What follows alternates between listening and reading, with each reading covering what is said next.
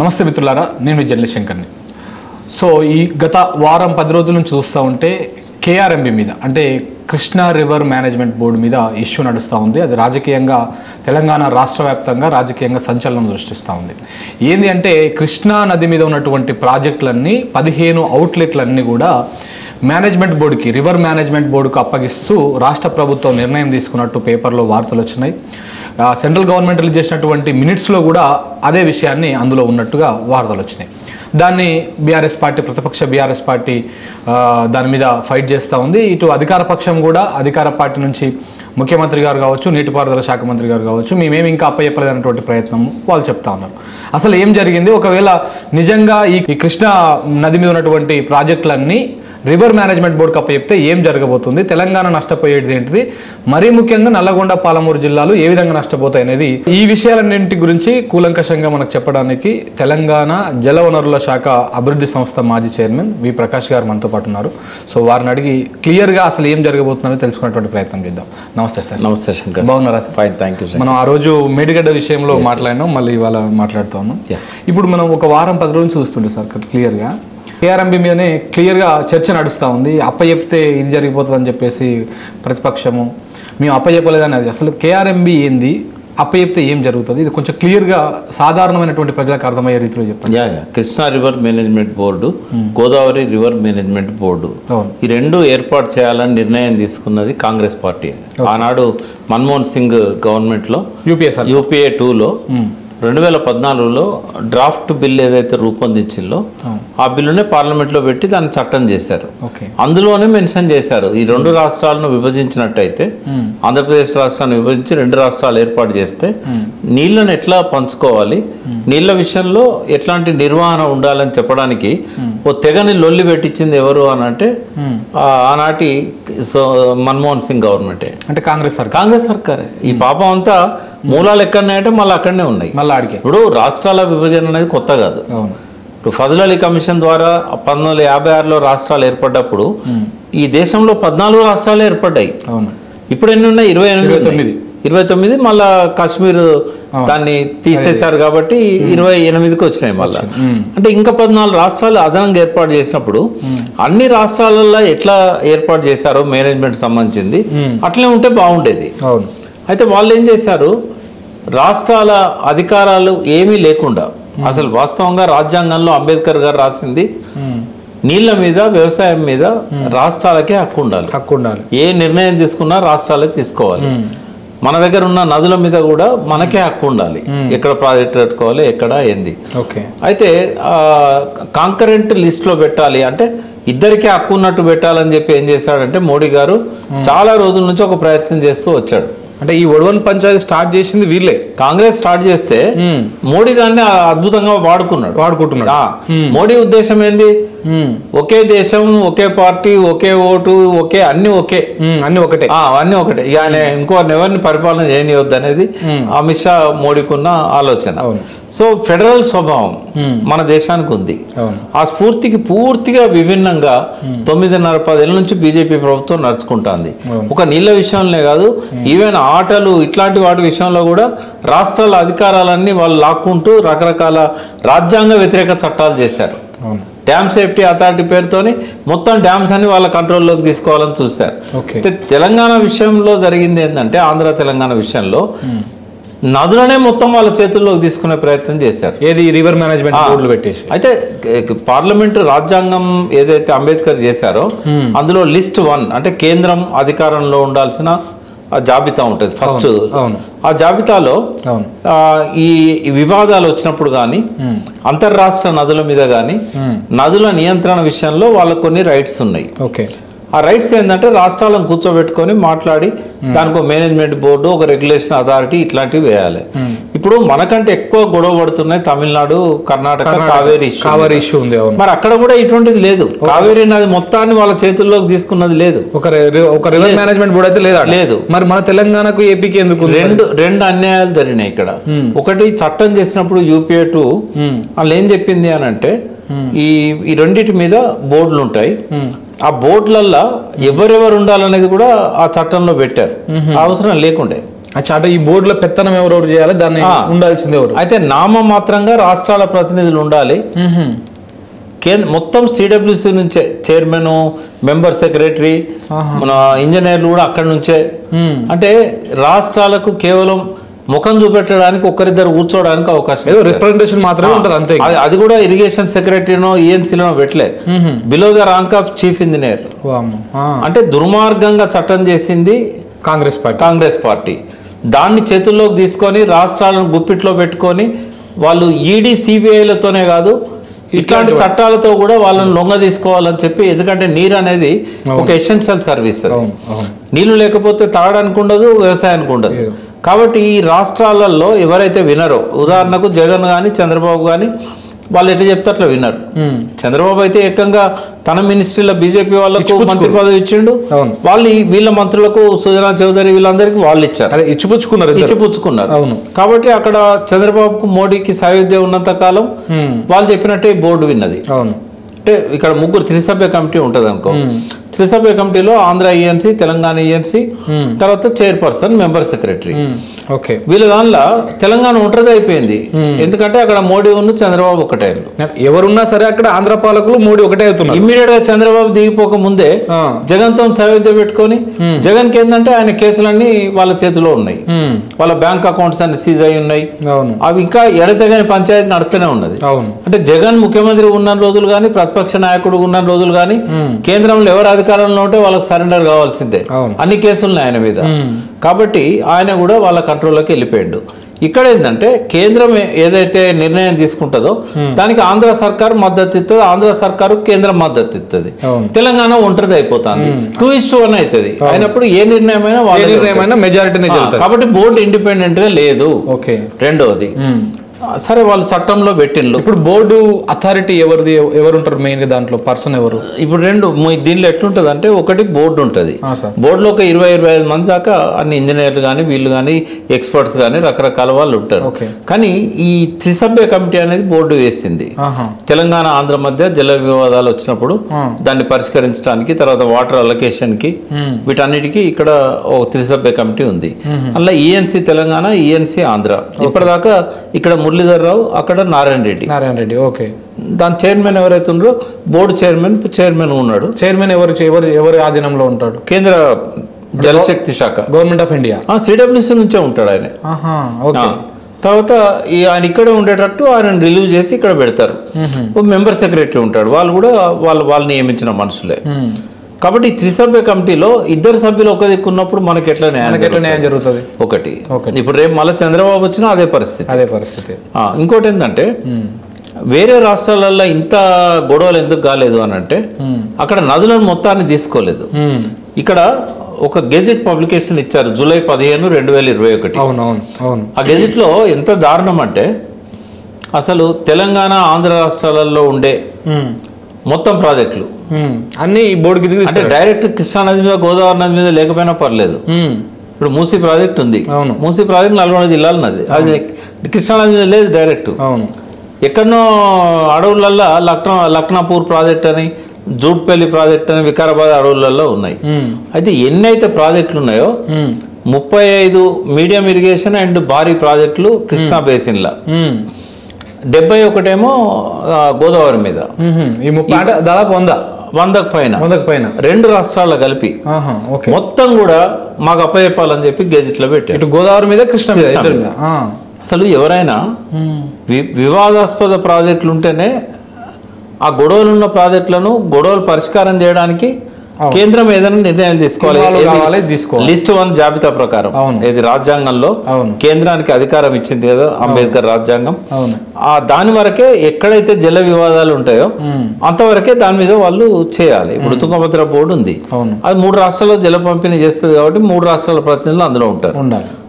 అట్లా ఏ ప్రాజెక్ట్ అయితే ఇబ్బందులకరంగా ఉంటుందో ఆ ప్రాజెక్ట్ మీదనే కమిటీ ఉండాలి. కానీ ఇక్కడ మొత్తం అన్నింటి మీద వీళ్ళు మా పరిధి తీసుకురా అవసరం ఏంది అసలు కేంద్రానికి? ఇప్పుడు నీటి మీద రాజ్యాంగం ఇచ్చిన హక్కు రాష్ట్రాలకు.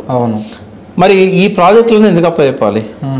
గెజెట్ ఏదైతే రిలీజ్ చేశారో అది కేవలం రాష్ట్రాలను అదుపులో పెట్టుకోవడానికి, తన గుప్పిట్లో పెట్టుకోవడానికి. ఎందుకంటే ఇక్కడ ఏం చేసినా బీజేపీ అధికారంలోకి రాదు ఈ 2 రాష్ట్రాల్లో.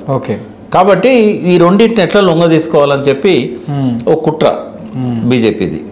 రెండవది ఏం జరిగింది, ఇప్పుడు కావేరీ బోర్డులో కానీ ఇంకో దగ్గర కానీ అథారిటీని వేశారు. దాని కింద ఒక రెగ్యులేషన్ కమిటీ ఉంటుంది. ఆ కమిటీలో మన ప్రాజెక్టులు మన దగ్గరనే ఉంటాయి. ఆ కమిటీ ఏంటంటే అథారిటీ చెప్పినట్టుగా నీళ్లను విడుదల చేయాలి. మనమే విడుదల చేసేది, వాళ్ళు ఒక ఇన్స్ట్రక్షన్ ఇస్తారు. ఇప్పటిదాకా ఎట్లా నడిచింది, ఇప్పటిదాకా బోర్డు ఏం చేసిందంటే ఫస్ట్ 2015లో మనం మొదటి నుంచి ఒకటే చెప్తున్నాం, మాకు అప్పుడు అన్యాయం జరిగింది బచావత్ ట్రిబ్యునల్లో. అంటే అప్పుడు మన వాళ్ళు ఏం చేసిన ముఖ్యమంత్రులు అనేది, మన తెలంగాణ నాయకులు ఏం చేశారనేది ఒక ప్రశ్న వస్తుంది. ఈ ట్రిబ్యునల్స్ ముందు వాదించే అధికారం ప్రైవేట్ వ్యక్తులకు కానీ సంస్థలకు కానీ ప్రాంతాలకు కానీ ఉండదు. ప్రభుత్వం నుంచి ఎవరినైతే అపాయింట్ చేస్తారో అడ్వకేట్ జనరల్ కావచ్చు, ఇంకొక అడ్వకేట్ కావచ్చు, వాళ్ళు మాత్రమే మాట్లాడాలి. కాబట్టి 57 ఏళ్లలో అప్పుడున్న బచావత్ ట్రిబ్యునల్ దగ్గర కానీ తర్వాత వచ్చిన ప్రదేశ్ కుమార్ ట్రిబ్యునల్ దగ్గర కానీ మనకు గొంతు లేదు, వాయిస్ లేదు, తెలంగాణ వాయిస్ అందుకే మనకు అన్యాయం జరిగింది. అందుకే మనం ఏమన్నామంటే మాకు 60 ఉమ్మడి రాష్ట్రంగా ఉన్నాం కాబట్టి ఒక రాష్ట్రం తరపు నుంచి పోయారు. పోయిన వ్యక్తి కూడా ఆంధ్ర ప్రాంతం సంబంధించిన రామచంద్ర రెడ్డి గారు అని అడ్వకేట్, అతను రాయలసీమ, ఆయన వాళ్ళకు రిప్రజెంట్ చేసిండు. బ్రహ్మానంద రెడ్డి ఏం చేయలేకపోయాడు, తర్వాత వచ్చిన పివి నరసింహారావు ఏం చేయలేకపోయాడు, వెంగళరావు ఏం చేయలేకపోయాడు. సో మనకు అన్యాయం జరిగింది. కాబట్టి ఆ అన్యాయాన్ని సరిచేయాలంటే ప్రత్యేక తెలంగాణ రాష్ట్రం ఏర్పడిన తర్వాత ఎప్పుడైనా రాష్ట్రాల విభజన అయినప్పుడు నీటి వాటాలు తేల్చాలి, కానీ ఇక్కడ తేల్చకుండా బోర్డు అని చెప్పి అప్పచెప్పేసిండ్రు. మన కేసీఆర్ గారు అప్పుడు ఏం చేశారు, ముఖ్యమంత్రి కాగానే మొట్టమొదటి డిమాండ్ ఆయనది కొత్త ట్రిబ్యునల్ వేయాలి, నీళ్లు పంచాలి రెండు రాష్ట్రాల మధ్య. మాకేమో 68% బేసిన్ ఉంది, పరివాహక ప్రాంతం, నది 35% కూడా లేవు నీళ్లు. అదే ఆంధ్రలో 32% వాళ్ళకు పరివాహక ప్రాంతం ఉంది, వాళ్ళకి 65% పైన వాటర్ వచ్చింది. ఇది తప్ప అని చెప్పేసి ఆయన దాన్ని కేంద్ర ప్రభుత్వం దృష్టి తెచ్చాడు. నరేంద్ర మోడీ గారిని కూడా కలిసి అదే విషయాన్ని చెప్పారు, లేఖలు రాశాడు. 1.5 years చూసిండు, వాళ్ళు పట్టించుకోకపోతే వెంటనే దాన్ని సుప్రీంకోర్టుకు వేశారు. మీరేమి ఇలా చెప్తున్నారు, మరి మొన్న రేవంత్ రెడ్డి గారు మాట్లాడుతూ 15-16లో జరిగినటువంటి రివర్ మేనేజ్మెంట్ బోర్డు మినిట్స్ ఏవైతే ఉన్నాయో ఆ మీటింగ్లో, దాంట్లో మేము 299 TMCలకు మేము ఒప్పుకున్నాము. అది సెకండ్ పార్ట్ చెప్తాను. అయితే ఇప్పుడు ఈ వాటా అనేది తేల్చలేదు కాబట్టి బోర్డు ఏమన్నదంటే, మీకు ఇంతకుముందు ఎట్లయితే నికర జలాల మీద హక్కులు ఉన్నాయో వాటి వరకే పరిమితమై మీరు వాడుకోవాలి. ఎందుకంటే కొత్త ట్రిబ్యునల్ మీకు ఏం కేటాయించలేదు, మీ డిమాండ్ అట్లే పెండింగ్ లో ఉన్నది. అది తేలేదాకా ఏవైతే నికర జలాల బచావత్ ట్రిబ్యునల్ ఏదైతే ఇచ్చిందో అదే కదా ఆధారం. ప్రదేశ్ ట్రిబ్యునల్ ఏమో సుప్రీంకోర్టు స్టే ఇచ్చింది. కాబట్టి మీకు బచావత్ ట్రిబ్యునల్ ఇచ్చిన నీటి మీదనే మీకు హక్కులు ఉంటాయి, అంతకంటే ఎక్కువ ఇచ్చే అధికారం మాకు లేదు, కాబట్టి మీరు వాటికే ఒప్పుకోవాల్సి ఉంటుంది అని చెప్పేసి వాళ్ళు చెప్పారు. రూల్ ప్రకారం చట్ట ప్రకారం పోతే అంతే ఉంటుంది. దానికి సంతకం కూడా పెట్టారు, అది 1 సంవత్సరం కోసం పెట్టారు. కింద ఆ పాయింట్ ఉంది 1 year కోసమే అని. అయితే ప్రతి సంవత్సరం ఏమవుతున్నదంటే ఈ మెజారిటీ వాళ్ళది అయ్యేసరికి మనం ఏమన్నా 1 సంవత్సరం కోసం మేము ఒప్పుకుంటామని అన్నాం, 2వ సంవత్సరం నుంచి కనీసం వాటా తెలియదాకా 50-50 ఏమని అడిగాం. అది కూడా పర్మనెంట్ కాదు, వాటా తేల్చేదాకా. అయితే ప్రతిసారి గొడవ అవుతున్నది. ప్రతి జూన్ నెలలో ఆ వాటా నిర్ణయం అయ్యే టైం, ఆ టైంలో ప్రతిసారి గొడవ అవుతున్నది, పేపర్లలో అవే రాస్తారు. ఎన్నోసార్లు మన సెక్రటరీ వాకౌట్ చేశాడు. ఎంతసేపు ఏమంటారు, మీరు ఇదివరకు ఒప్పుకున్నారు కదా, ఈ సంవత్సరం కూడా దానికే కట్టుబడి ఉండండి. అయితే మనం 2015-16లో ఒప్పుకున్న దానికే కట్టుబడి ఉండండి. ఎందుకంటారంటే వాళ్ళ వైపు నుంచి కూడా ఆలోచిద్దాం. ఇప్పటి వరకు కూడా వాటర్ నిర్ణయం కాలేదు కదా. మరి రాష్ట్రం విభజించబడి 10 ఏళ్ళు అయినా కూడా నీటి వాటర్ తెలిసకపోతే ఇది ఎవరు తప్పు అవుతుంది? అడిగే కేసీఆర్ తప్పు కాదు కదా. ఈ ప్రాంత ప్రజల కోసం ఆయన అడుగుతాడు. ఒకవేళ రేపు రేవంత్ రెడ్డి అయినా కూడా అడగాల్సిందే కదా. రేపు ఆయన మీటింగ్ పెట్టినప్పుడు మేము ఒప్పుకుంటున్నాము, ఆయన ఎంతసేపు కేసీఆర్ ఒప్పుకున్నాడు అని అంటాడు. మరి కేసీఆర్ ఒప్పుకున్నాడు, నువ్వు ఒప్పుకోకు, నువ్వు ఫైట్ చేయి. ఇంకా పోలేగా మరి మీరు చెప్తున్నా. ఇప్పుడు ఆయన ఫైట్ చేయంగా ఎవరు వద్దంటారు. కానీ ఆయన కూడా గత్యంతరం లేదు, ఆయన కూడా ఒప్పుకోవాల్సి వస్తుంది. 50-50 వాటా వాళ్ళు ఇయ్యరు. ఒకవేళ కనుక తొందరగా తేల్చారనుకో, ఆ తేల్చిన వాటా ప్రకారం ఏ గొడవ ఉండదు. వాళ్ళకి ఇచ్చిన వాటా వాళ్ళు వాడుకుంటారు, మనం ఇచ్చిన వాటా మనం వాడుకుంటాం.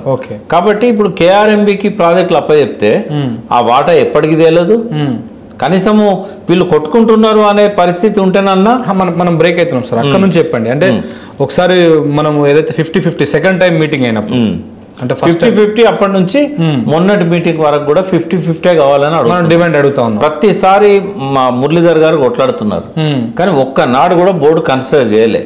వాళ్ళది మెజారిటీ. ఆంధ్ర బోర్డు ఒకటే మాట మీద ఉంటారు కదా. అవును. కాబట్టి ఆయన ఏం చేయలేని పరిస్థితి. ఈవెన్ బోర్డు మీటింగ్ లో పెట్టినప్పుడు సెక్రటరీస్ ఉంటారు. ఇక్కడ నుంచి రాహుల్ బొజ్జా, అక్కడ నుంచి వాళ్ళ సెక్రటరీ ఉంటారు. అందులో కూడా ఇది తేలలేదు. ఎన్నో సార్లు వాళ్ళు వాకౌట్ చేశారు. త్రిసభ్య కమిటీ కాకుండా బోర్డులో కూడా సిడబ్ల్యూసీకి ఉన్న ఆంధ్రాకు మెజారిటీ ఉంది. మనకేం ఎంతమంది ఉంటారు? ఒక సెక్రటరీ ఉంటాడు, ఒక ఏఎన్సీ ఉంటాడు, ఒకరిద్దరు సహాయకులు ఎక్స్పర్ట్స్ ఉంటారు. కాబట్టి కొట్లాడినా కూడా మనం మెజారిటీ లేదు అక్కడ. ఇంకోటి ఏంటంటే ఇక్కడ తేలని అంశాలన్నీ అపెక్స్ కమిటీలో పెడతారు. ఆ అపెక్స్ కమిటీ మీటింగ్స్ కూడా సరిగా కండక్ట్ చేయట్లేదు. ఒకసారి చంద్రబాబు నాయుడు ముఖ్యమంత్రి ఉన్నప్పుడు అయింది, ఒకసారి జగన్ ముఖ్యమంత్రి ఉన్నప్పుడు అయింది. 2 టర్ములలో 2 మీటింగ్లు అయినాయి. ఇక్కడ ఇంత కొట్లాడుతూ ఉంటే కేంద్ర జలశక్తి శాఖ సినిమా చూస్తూ కూర్చున్నది, వీళ్ళ మధ్య తమాషా పెట్టి చోద్యం చూస్తూ కూర్చున్నది, చేతులు ముడుచుకొని కూర్చున్నది. వాళ్ళ బాధ్యత ఏంది? కొట్లాటను తగ్గించే ప్రయత్నం చేస్తారా, పెంచే ప్రయత్నం చేస్తారా? వాళ్ళు తగ్గించాలి. అయితే 9 ఏళ్ల నుంచి 50-50 ఇవ్వాలని కొట్లాడుతుంటే, 9 ఏళ్ల నుంచి వాటా కావాలని కొట్లాడుతుంటే వాళ్ళు చేతులు ముడుచుకొని కూర్చున్నారు. సుప్రీంకోర్టులో ఇచ్చినాం, సుప్రీంకోర్టు కూడా దాన్ని తేల్చదు. లాస్ట్ మళ్ళీ సెకండ్ అపెక్స్ కమిటీ మీటింగ్ లో గజేంద్ర సింగ్ షెకావత్ ఏమన్నాడంటే, మా చేతిలో లేదు కదా, మీరు సుప్రీంకోర్టుకి వేశారు కదా, మీరు సుప్రీంకోర్టు నుంచి విత్డ్రా చేయండి, విత్డ్రా చేస్తే మేము నిర్ణయం తీసుకుంటామని సానుకూలంగా ఆలోచిస్తామని చెప్పాడు.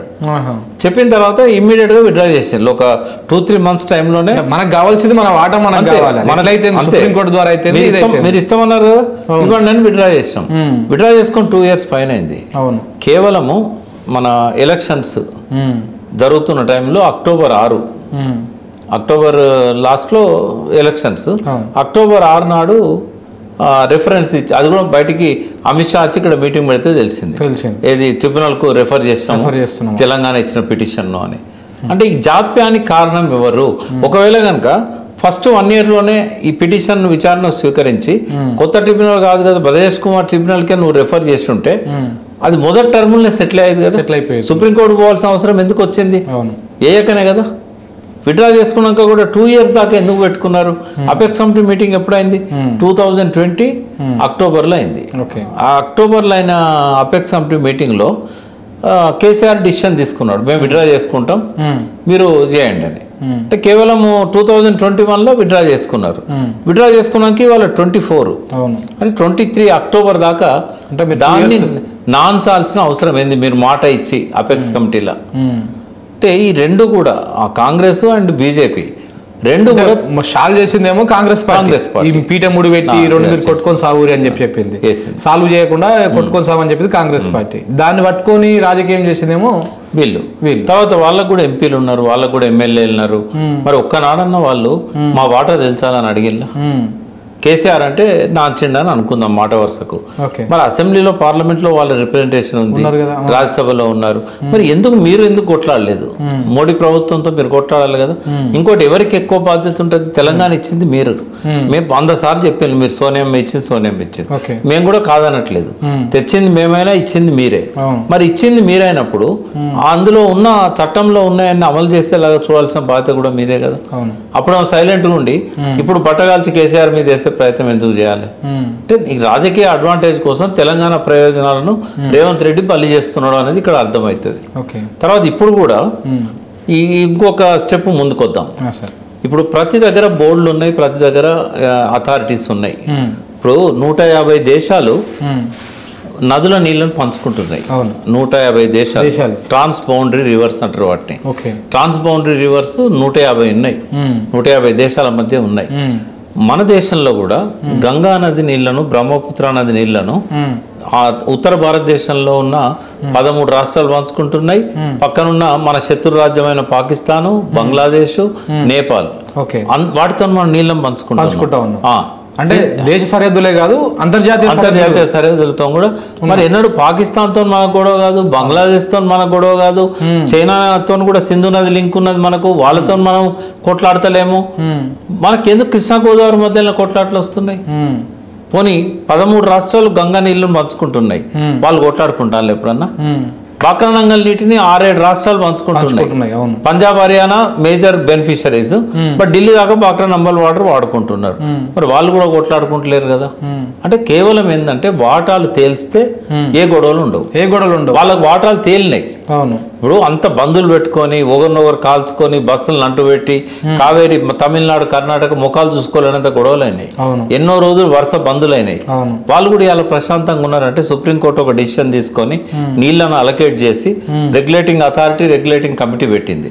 కానీ ప్రాజెక్టులు వాళ్ళ చేతుల్లో పోలే. ఇప్పుడు ఏంటంటే ఒక కుట్ర. ఇప్పుడు చాలా రోజుల నుంచి లేనిది కేఆర్ఎంబి ఏర్పడి ఎంతకాలం అయింది? దాదాపు 10 సంవత్సరాలు రాష్ట్రం ఏర్పడ్డప్పుడు. మరి ఈ జీవో ఎందుకు అవసరమైంది? గెజిట్ నోటిఫికేషన్ ఎందుకు అవసరమైంది? వివాదం కాని ప్రాజెక్ట్, గోదావరి మీద వివాదమైన ప్రాజెక్ట్ ఏదైనా ఉందా? లేదు. గోదావరిలో పుష్కలంగా నీళ్లు ఉన్నాయి. అసలు అంతర్రాష్ట్ర ప్రాజెక్టు అంటే 2 రాష్ట్రాలకు సంబంధించింది ఒకటి పెద్దవాగు మీద, ఖమ్మం జిల్లా అశ్వాపురం దగ్గర అశ్వరావుపేట దగ్గర ఉన్నది. మరి ఆ ఒక్క ప్రాజెక్టు తప్ప గోదావరి మీద అసలు కొట్లాటే లేదు కదా. దాన్ని 70 ప్రాజెక్టులు ఎందుకు తీసుకోవాలి వాళ్ళు? ఇక్కడ శ్రీశైలం, పులిచింతల అండ్ నాగార్జున సాగర్, ఈ 3 2 రాష్ట్రాల మధ్య ఉన్న ప్రాజెక్టులు. అంటే కరెక్ట్ గా నది బౌండరీ. నాగార్జున సాగర్ సగం ఇటుంటే సగం అటు ఉంటుంది, శ్రీశైలం సగం ఇటుంటుంది అట్లుంటది, పులిచింతల దగ్గర సగం ఇటుంటుంది అట్లుంటది. ఈ 3 ప్రాజెక్టులు వివాదాస్పదమైన ఉన్నాయి. 3 కూడా గొడవలు వచ్చే అవకాశం ఉంది. ఇవి తీసుకోకుండా మొత్తం 35 ప్రాజెక్టులు ఏమో అవసరం అంటే దురుద్దేశం ఉన్నది మోడీ గవర్నమెంట్ కి. వాటా తేల్చదు. ఈ తగాదాలు పడుతుంటే వాళ్ళు అడ్వాంటేజ్ తీసుకుంటారు. 2 ప్రభుత్వాల మధ్య వైషమ్యాలను పెంచుతారు. దానికి ప్రజల మధ్య కూడా పెరగడానికి వాళ్ళు దోహదపడతారు. ఎంత మొత్తుకున్నా పరిష్కారం చేయరు. అథారిటీగా ఉండి కూడా ఒక్క జాతీయ ప్రాజెక్ట్ ఇవ్వరు. అంటే ఇట్లాంటి సమస్యలు అన్నీ ఉన్నప్పుడు ఇంకా ఇది ఎప్పటి తేలుతుంది? ఇప్పుడు ట్రిబ్యునల్ రిఫర్ చేశారు. అది ఇప్పటికే 24 ఏళ్ళు అయింది. ఆ ట్రిబ్యునల్ ఏర్పడి 20 ఏళ్ళు అయింది. 2004లో వాజ్పేయి గారు ట్రిబ్యునల్ ఏర్పాటు చేశారు. 2004లో ఫస్ట్ ట్రిబ్యునల్ ఏర్పడదు ప్రదేశ్ కుమార్ ట్రిబ్యునల్. 2004 వాజ్పేయి గారు దిగిపోయే ముందు ఫిబ్రవరి నెలలో ఎప్పుడో ఇచ్చాడు, ఫిబ్రవరి 14 ఏదో డేట్ లో. మరి అప్పటి నుంచి ఇప్పటిదాకా ఈ బ్రిజేష్ కుమార్ ట్రిబ్యునల్ ఏం చేస్తుంది? కాలయాపన చేస్తూ ఉన్నది. ఇప్పుడు కొత్తగా వచ్చింది వాళ్ళ వాటా తేల్చాలని. ఈ 14 ఏళ్ళు కూడా ఈ ప్రాజెక్టుల మీద వాళ్ళు ఏం నిర్ణయం తీసుకోలేదు. ఈ 2 రాష్ట్రాల జల ట్రిబ్యునల్ కు రిఫర్ చేస్తున్నది బ్రిజేష్ కేనా లేకపోతే కొత్త ట్రిబ్యునల్? బ్రిజేష్ కే చేశారు. మళ్ళీ దానికే చేశారు. ఇప్పటికే అది 20 ఏళ్ళ నుంచి ఉన్నది. ఇది ఇక నిర్ణయం తీసుకోవడానికి ఇంకెన్నేళ్ళు పడుతుందో. వాళ్ళకి ఎందుకు ఉంటుంది ఆ చిత్తశుద్ధి? పైనుంచి ఒత్తిడి చేస్తేనే ఆకలి అవుతుంది, మన కడుపు మన బాధ, వానికి ఏం అవసరం. ఇదంతా ఒక పార్ట్. రెండోది ఏంటంటే ఇప్పుడు ఈ బోర్డులకు అప్పచెప్పినలా లేదా అనేది ఒక సమస్య. ఇప్పుడు బోర్డు పరిధిలో మొత్తం ఎన్ని ఉన్నాయి సార్? అంటే కృష్ణా నుంచి ఆ జూరాల నుంచి మొదలు పెడితే ఇక్కడ లాస్ట్ దాకా వాళ్ళు గెజెట్ ప్రకారం అన్ని ఉన్నాయి వాళ్ళ చేతిలో. కానీ మనం ఏది ఏమని చెప్పినాం, ఏ ఒక్క ప్రాజెక్టు మీకు ఇచ్చేది లేదని చెప్పినాం. అంటే బోర్డుకు అప్పయ్యేది లేదు. కేసీఆర్ గారు మొదటి నుంచి కూడా రాజీ పడకుండా ఆయనకు నీళ్ల మీద అవగాహన ఉంది కాబట్టి, వాళ్ళ కుట్రల మీద కూడా అవగాహన ఉంది కాబట్టి నేను ఇయ్యను అని చెప్పేసాడు. ఏం చేసుకుంటారో చేసుకోండి. మరి ఉత్తమ్ కుమార్ రెడ్డి గారు మాట్లాడుతూనేమో ఉమ్మడి రాష్ట్రంలో జరిగిన నష్టం కంటే కూడా ఈ 10 సంవత్సరాల్లో జరిగినటువంటి నష్టమే ఎక్కువ ఉంది నీటి విషయం. అది అవగాహన లేకుండా మాట్లాడాడు. వ్యక్తిగతంగా ఆయన అంటే నా గౌరవం, మంచి స్నేహితుడు, బట్ అట్లా మాట్లాడుకుంటూ ఉండాల్సింది. ఎందుకంటే ఇప్పుడు కాంగ్రెస్ చేసిన లోపాలన్నింటినీ కప్పిపుచ్చుకోవడానికి ఆయన మాట అన్నాడు. అమాయకంగా ఏమనలేదు ఆయన. అవగాహన లేకపోవచ్చు నీళ్ల మీద. కానీ ఉమ్మడి రాష్ట్రంలో జరిగిన అన్యాయాలకు బాధ్యులు ఎవరు? కాంగ్రెస్ ఎక్కువ కాలం పరిపాలన చేసింది. జరిగిన అన్యాయాలు ఎక్కువగా వాళ్ళ పాలనలో జరిగినాయి. కాబట్టి దాన్ని షీల్డ్ చేయడానికి కాంగ్రెస్ కంటే కేసీఆరే తెలంగాణకు వ్యతిరేకం అని చెప్పడానికి ఒక ప్రయత్నం చేశాడు. కానీ ప్రజలు విఘ్నులు, వాళ్ళకి అన్ని తెలుసు. ఆయన తప్పులు తెలుసు, ఆయన చేసిన మంచి కూడా తెలుసు, దానివల్ల పొందిన లబ్ధి కూడా వాళ్ళకి తెలుసు. కాబట్టి అంత ఈజీగా వాళ్ళు ఏం నమ్మరు అది.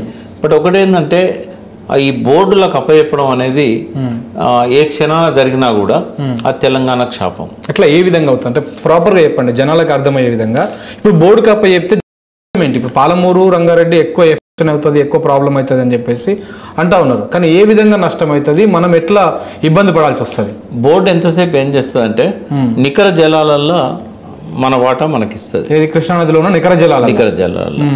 ఎందుకంటే వరద జలాలను ఎట్లా డిసైడ్ చేస్తారు ఏంది, దానికి సంబంధించి ఏ రకమైన రూల్స్ రెగ్యులేషన్స్ ఏం రాలేదు. ఇప్పటిదాకా రెండు ప్రభుత్వాలు వాళ్ళ చేతుల్లో ఉన్నాయి కాబట్టి నీళ్లు రాగానే వాళ్ళు పోతిరెడ్డిపాడు లిఫ్ట్ చేసుకునేటోళ్ళు, అక్కడి నుంచి గేట్ తెరిచి లోపల తీసుకుపోయేటోళ్ళు. ఒకవేళ గేట్ల దాకా నీళ్లు అందలేదు అనుకో, మల్యాల దగ్గర ఒక పంపింగ్ స్టేషన్ పెట్టుకున్నారు. ఒక అది మా లెవెల్కు రాకముందే 854 దాకా వస్తే కావాల్సిన నీళ్లు వాళ్ళకి పోతిరెడ్డిపాడు ద్వారా పోతాయి. బట్ 834, 820 వీళ్ళు 802 దగ్గర పెట్టారు. అంటే కొన్ని నీళ్ళు వచ్చినా కూడా సపోజ్ శ్రీశైలంలోకి ఒక 20 టీఎంసీల నీళ్ళు వచ్చినాయి. 20 టీఎంసీల నీళ్ళు రాగానే మళ్ళీ వాళ్ళ దగ్గర పంపింగ్ స్కీమ్ ఆన్ చేస్తారు. ఆ పంపింగ్ స్కీమ్ దగ్గర నీళ్ళు రావడానికి కూడా డెడ్ స్టోరేజ్లోకి వెళ్ళిపోతాయి. అక్కడ నుంచి కేసీ కెనాల్ కు ఒకటి వాల్వ్ పెట్టారు పైన. ఇది నందికొట్కూరు దగ్గర ఉంటది, నేను పోయి విజిట్ చేసిన. అయితే ఆ పైనుంచి పంపింగ్ చేసేటప్పుడు ఆ వాల్వ్ తీసేసి కేసీ కెనాల్ వదిలిపెడతారు. అక్కడ నుంచి ఆంధ్రేని, గాలేరు నగరి, కండలేరు, సోమశిల అన్ని ప్రాజెక్టులకు బంకచెర్ల రెగ్యులేటర్ దాకా ఇది పంపింగ్ చేస్తారు. ఒకవేళ నీళ్ళు ఎక్కువ వచ్చినాయి అనుకో, అది వరకు ఒక 1 టీఎంసీ పోవడానికి పోతిరెడ్డిపాడు ఉండే. ఇది ఈయన రాకముందు, రాజశేఖర రెడ్డి అధికారంలోకి రాకముందు. రాజశేఖర రెడ్డి వచ్చినాక బట్ ఎందుకు అనంటే ఎస్ఆర్బిసికి శ్రీశైలం రైట్ బ్యాంక్ కెనాల్ ఒకటి ఉంది కదా, దానికి ఒక 19 టీఎంసీ, ఒక 15 టీఎంసీ ఏమో తెలంగాణకు మద్రాసు మంచినీళ్ళు ఇవ్వడానికి.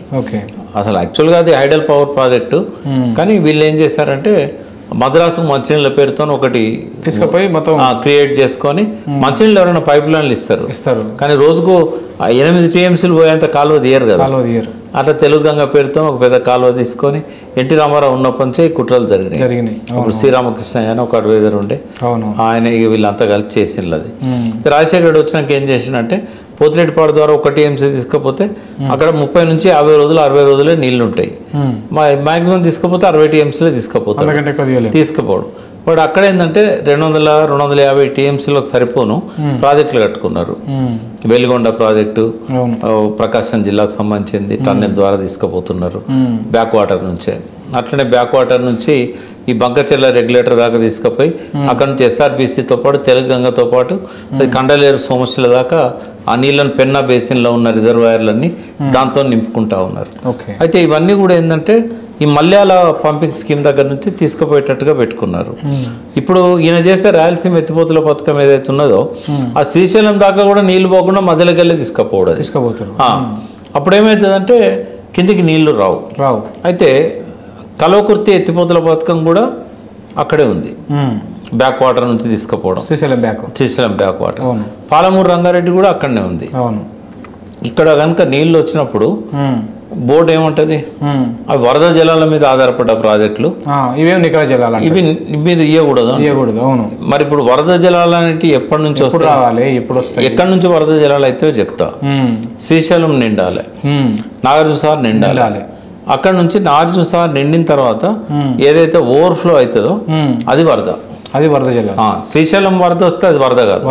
నాగార్జునసాగర్ నిండి నాగార్జునసాగర్ నుంచి వెళ్ళిపోతే వరద. అంటే అది ఎప్పుడు నిండాలి? అయితే ఇప్పుడు కల్వకుర్తికి ఈ మనమైతే పాలమూరు రంగారెడ్డికి నాగార్జునసాగర్ వరద పడ్డప్పుడు అప్పుడు లిఫ్ట్ చేయాలి. బోర్డు ఏర్పడితే అట్లా ఈ కష్టం ఉంటుంది.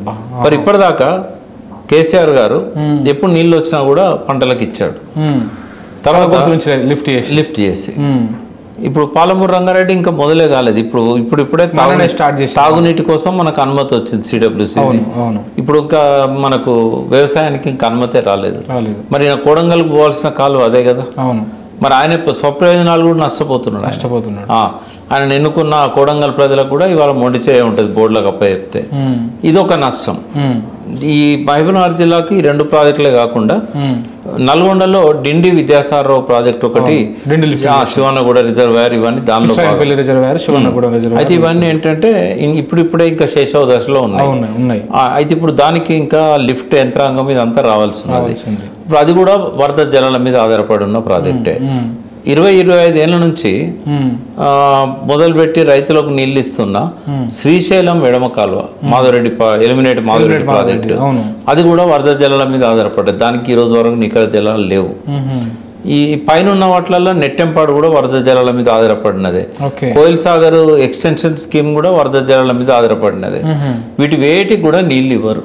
అంటే ఈ లెక్క ప్రకారం మీరు చెప్తే ఇప్పుడు ఈ బోర్డు పరిధిలోకి మన ప్రాజెక్టులు మన అవుట్లెట్లు అన్ని పోతే నాగార్జున సార్ ఎడమకాలు తప్ప దేనికి కూడా నీళ్ళు మనం తీసుకోలేము. జూరాల ఒరిజినల్ ఆయకట్టు, భీమా. ఇంత దుర్మార్గమా సార్? దుర్మార్గం. ఎందుకంటే ఇది జరగబోతుంది. ఇది రావద్దు అనుకుంటే బోర్డులకు అప్పయిపోద్దు. మా వాటా తేల్చినాక మాకు ఎన్ని నీళ్ళు ఇస్తారో ఆ నీళ్ళల్లో మేము అడ్జస్ట్ చేసుకుంటాం. ఆ వాటా తేల్చాలి. రెండవది కృష్ణా గోదావరి లింకింగ్ ఆల్రెడీ అయిపోయింది. ఎందుకంటే చంద్రబాబు ఉన్నప్పుడు కృష్ణా పోలవరం బ్యాక్ వాటర్ నుంచి డైరెక్ట్గా వెస్ట్ గోదావరి ఆయకట్లో నుంచి ప్రకాశం బ్యారేజీలో ఆ కాలువ దాకా డెల్టా కెనాల్ వరకు ఆ నీళ్ళని తీసుకొచ్చి కలుపుతున్నాడు. కలిపినప్పుడు ఐస్బోర్డ్ బచావత్ అవార్డు 80 టీఎంసీల నీళ్లను అక్కడ డెల్టా కనుక పోలవరం నుంచి ఇచ్చినట్టయితే ఆ 80 టీఎంసీల నీళ్లు కృష్ణాలో నాగార్జున సార్ నుంచి వాళ్ళకి ఇవ్వకుండా ఎగువన ఉన్న ప్రాంతానికి అంటే తెలంగాణకు రావాలి. తెలంగాణ రావాలి. ఇంకా వాళ్ళు కొట్లాడితే కొంత రాయలసీమ కూడా షేర్ వస్తుందేమో. బట్ వాళ్ళ ఇప్పటికే వాళ్ళ అవసరాల కంటే ఎక్కువ వాడుతున్నారు కాబట్టి ఎక్కడైతే బేసిన్లో ఒకటి ఫస్ట్ బేసిన్లో వాడాలి. ఆ బేసిన్లో వాళ్ళ అవసరానికి మించి తీసుకుపోతున్నారు. ఏది రాయలసీమలో ఉన్న కృష్ణా బేసిన్లో. కాబట్టి తెలంగాణలోనే వాడాలి. అయితే అది కూడా ఇప్పుడు వరకు తేల్చలేదు. బచావత్ ట్రిబ్యునల్ అన్న తేల్చాలి, బ్రజేష్ కుమార్ ట్రిబ్యునల్ అన్న తేల్చాల్సి ఉండే. అది తేలిస్తే మనకు అందులో 45 టీఎంసీలు వస్తాయి. 35 టీఎంసీలు పైన కర్ణాటక మహారాష్ట్ర పోతాయి. అయితే పాలమూరు రంగారెడ్డికి 45 టీఎంసీలను అలొకేట్ చేస్తూ రాష్ట్ర ప్రభుత్వం ఒక నిర్ణయం తీసుకున్నది. మనకు మైనర్ ఇరిగేషన్ లో కృష్ణా బేసిన్ లో 90 టీఎంసీలు ఉన్నాయి చెరువులకు అన్నిటి కలిపి. ఈ 90 టీఎంసీలలో మనం 45 టీఎంసీలే వాడుతున్నాం. ఇందులో ఒక 45 టీఎంసీలు సేవింగ్ ఉంది. ఈ పాలమూరు రంగారెడ్డికి 90 టీఎంసీలు కావాలి. ఇంకో 45 టీఎంసీలు మనకు ఈ ప్రకాశం బ్యారేజ్కు పోలవరానికి లింక్ కెనాల్ ద్వారా మనకు సేవ్ అయ్యేటి 45 టీఎంసీ అదనంగా వచ్చేటి. కాబట్టి 90 టీఎంసీలు పాలమూరుకు మనం అలొకేట్ చేసుకున్నాం. దీన్ని బోర్డు ఒప్పుకోదు. ఆ వాటా తేల్చిన తర్వాత మన నీళ్ళు ఎన్నో తేలిన తర్వాత మనం అలొకేట్ చేసుకోవాలి. అప్పటిదాకా బోర్డు ఒప్పుకోదు. తర్వాత ఎప్పుడన్నా ఇప్పుడు మీ నల్గొండ జిల్లాలో ఒక డిస్ట్రిబ్యూటర్ లేకపోతే ఒక పెద్ద కాలువ గండు పడి మొత్తం వాటర్ అంతా వెళ్ళిపోతా ఉంటుంది. బోర్డు మీటింగ్ పెట్టుకోవాలి. బోర్డు మీటింగ్ పెట్టుకొని దాన్ని ఆపాలి. ఇట్లుంటే ఎట్లా? అంటే ఆ స్టాఫ్ ఎవరైతే అట్లా ఉన్నదాన్ని కూడా రాష్ట్రం చేతులు ఏమి ఉండదు. బోర్డు చెప్తేనే వాళ్ళు చేస్తారు. బోర్డు ఏం చెప్పాలన్నా ముగ్గురు కలిసి డిసిషన్ తీసుకోవాలి. సో పంటలు ఎండిపోతా ఉన్నాయి. ఒక దగ్గర సరే తెగిపోతే అదొకటి, ఒకళ్ళు ఎండిపోతా ఉంది, పంటలు ఎండిపోతా ఉన్నాయి. ఈ బోర్డు మీటింగ్ కు ముందు అప్లికేషన్ పెట్టాలి. వాడు 7 రోజులు 8 రోజులు టైం తీసుకొని నోటీస్ ఇవ్వాలి. తర్వాత బోర్డు మీటింగ్ పెట్టాలి. మీటింగ్ లో దీన్ని డిసైడ్ చేయాలి, ఫండ్స్ అలొకేట్ చేయాలి. అప్పుడు ఆ రైతులకు నీళ్లు లోపల ఉన్న పంటలు ఎండిపోతాయి. ఆత్మహత్యలు ఒకవేళ ఎమర్జెన్సీ వర్క్స్ వాళ్ళు ఒకవేళ ముందే పెట్టుకున్నా కూడా ఈ వరదలు ఎప్పుడు వస్తాయో తెలియదు, కరువు ఎప్పుడు వస్తుందో తెలియదు, చెప్పొస్తాయి. కాబట్టి ఇట్లాంటివన్నీ ఉంటాయి. ఇంకోటి, మన అధికారులు ప్రాజెక్టు మీద పోవాలంటే బోర్డు పర్మిషన్ ఇస్తేనే సిఆర్పిఎఫ్ లోపల మన అధికారులను డ్యామ్ మీదకి పోనిస్తాడు. అంటే డ్యామ్ మీదకి అధికారులు పోవాలన్నా బోర్డు పర్మిషన్ తీసుకోవాలి. ఇది మన భూభాగంలో ఉన్న మన నాగార్జున సార్ డ్యామ్ మీదకి మనం పోవాలన్నా కూడా బోర్డు పర్మిషన్ తీసుకోవాలి. ఇప్పుడు 2 ప్రాజెక్టులు ఉన్నాయి. శ్రీశైలం ఆంధ్ర గవర్నమెంట్ కంట్రోల్లో ఉండేది, నాగార్జున సార్ తెలంగాణ గవర్నమెంట్ కంట్రోల్లో ఉండేది. ఇది విభజన తర్వాత డిసిషన్ తీసుకున్నారు. కేఆర్ఎంబి తీసుకున్న నిర్ణయం కూడా. మరి ఇప్పుడు అక్కడనేమో మిలిటరీ లేదు, ఇక్కడ మిలిటరీ ఎందుకు పెట్టినట్టు? తర్వాత బోర్డు నిర్ణయం తీసుకొని ఆ మిలిటరీని ఉపసంహరించి మేము చెప్పినట్టు వినాలని చెప్పి గట్టిగా ఆంధ్రాను మందలించవచ్చు కదా. బోర్డును కాదని వాళ్ళు పోయి గేట్ ఎట్లా తెరుస్తారు? మొన్న బోర్డు అనేది రెగ్యులేట్ చేయాలి. బోర్డు అనేది మనకు సజెషన్స్ ఇవ్వాలి. ఒకవేళ బోర్డుకు అప్పచెప్పారు, ఇప్పుడు ఏం రేవంత్ రెడ్డిని తీసుకుపోయి జైలు ఎత్తారా వాళ్ళు? కేంద్ర ప్రభుత్వం ఎందుకు తొందరపడాలి? బోర్డుకు అప్పచెప్పిన తర్వాత ఇప్పుడు ఆ అప్పచెప్పిన దాన్ని అది ప్రభుత్వం మీదకి వస్తుంది కదా. సరిగ్గా అప్పచెప్పిన తెల్లారో 2 రోజులకో రేవంత్ రెడ్డి ప్రెస్ మీట్ పెట్టి పక్కన ఉత్తమ్ కుమార్ రెడ్డి, రేవంత్ రెడ్డి, ఈఎన్సీ అయినా ఇంకొకరైనా సెక్రటరీ అయినా ఒక నిర్ణయం తీసుకున్నారంటే వాళ్ళు వ్యక్తిగతంగా తీసుకుంటారా, మేము చెప్పకుండా తీసుకుంటారా? అది ప్రభుత్వ నిర్ణయం కాదా, అది మేము చెప్పని చేస్తారా వాళ్ళు అన్నాడు కదా.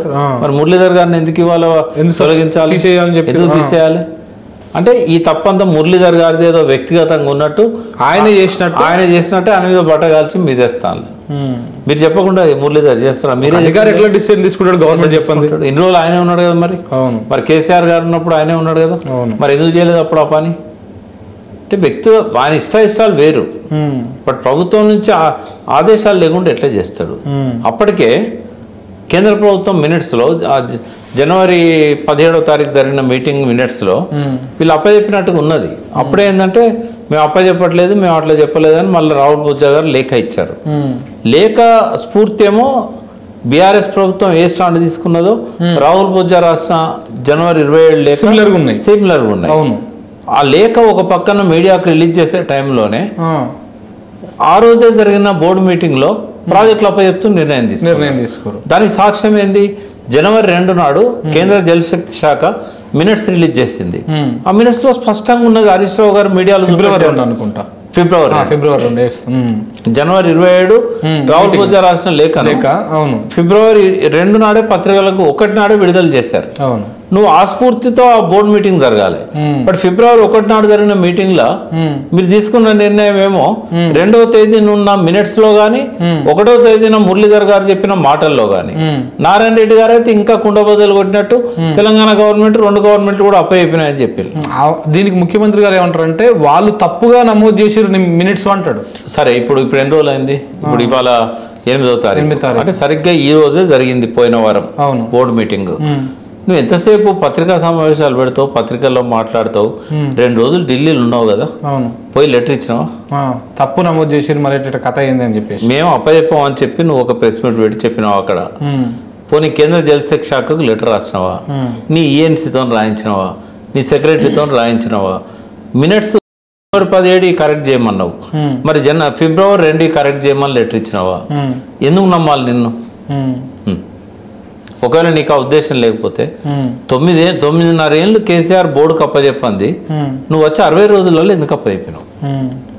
ఒకవేళ నిజంగానే నీ మాటల్లో నిజం ఉంటే నువ్వు జలశక్తి శాఖకు రాసిన లెటర్ ఏదైనా ఉంటే బయట పెట్టు, లేదా ఇప్పుడు రాయి దాటిపోయింది ఏముంది, రాయి రాసి అది ఒకవేళ మురళీధర్ గారిని బలిపశం చేయాలనుకుంటే మా ఈఎన్సీ గారు మా ఆదేశాలు లేకుండా మీకు అప్పచెప్పాడు, ప్రభుత్వం దానికి అంగీకరించడం లేదని రాయి, మళ్ళీ రిటర్న్ రాయండి.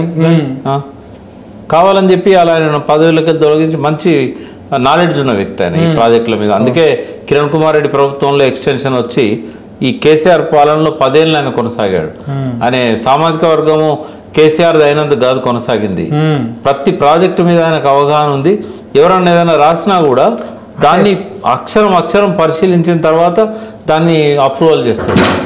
సో ఇప్పుడు దీంతో పాటు సార్ ఇప్పుడు మనకు శ్రీశైలం మీద మనం పవర్ జనరేషన్ చేసుకుంటాం, దానికి ఏమైనా ఎఫెక్ట్ వస్తుందా? చాలా ఎఫెక్ట్ వస్తుంది.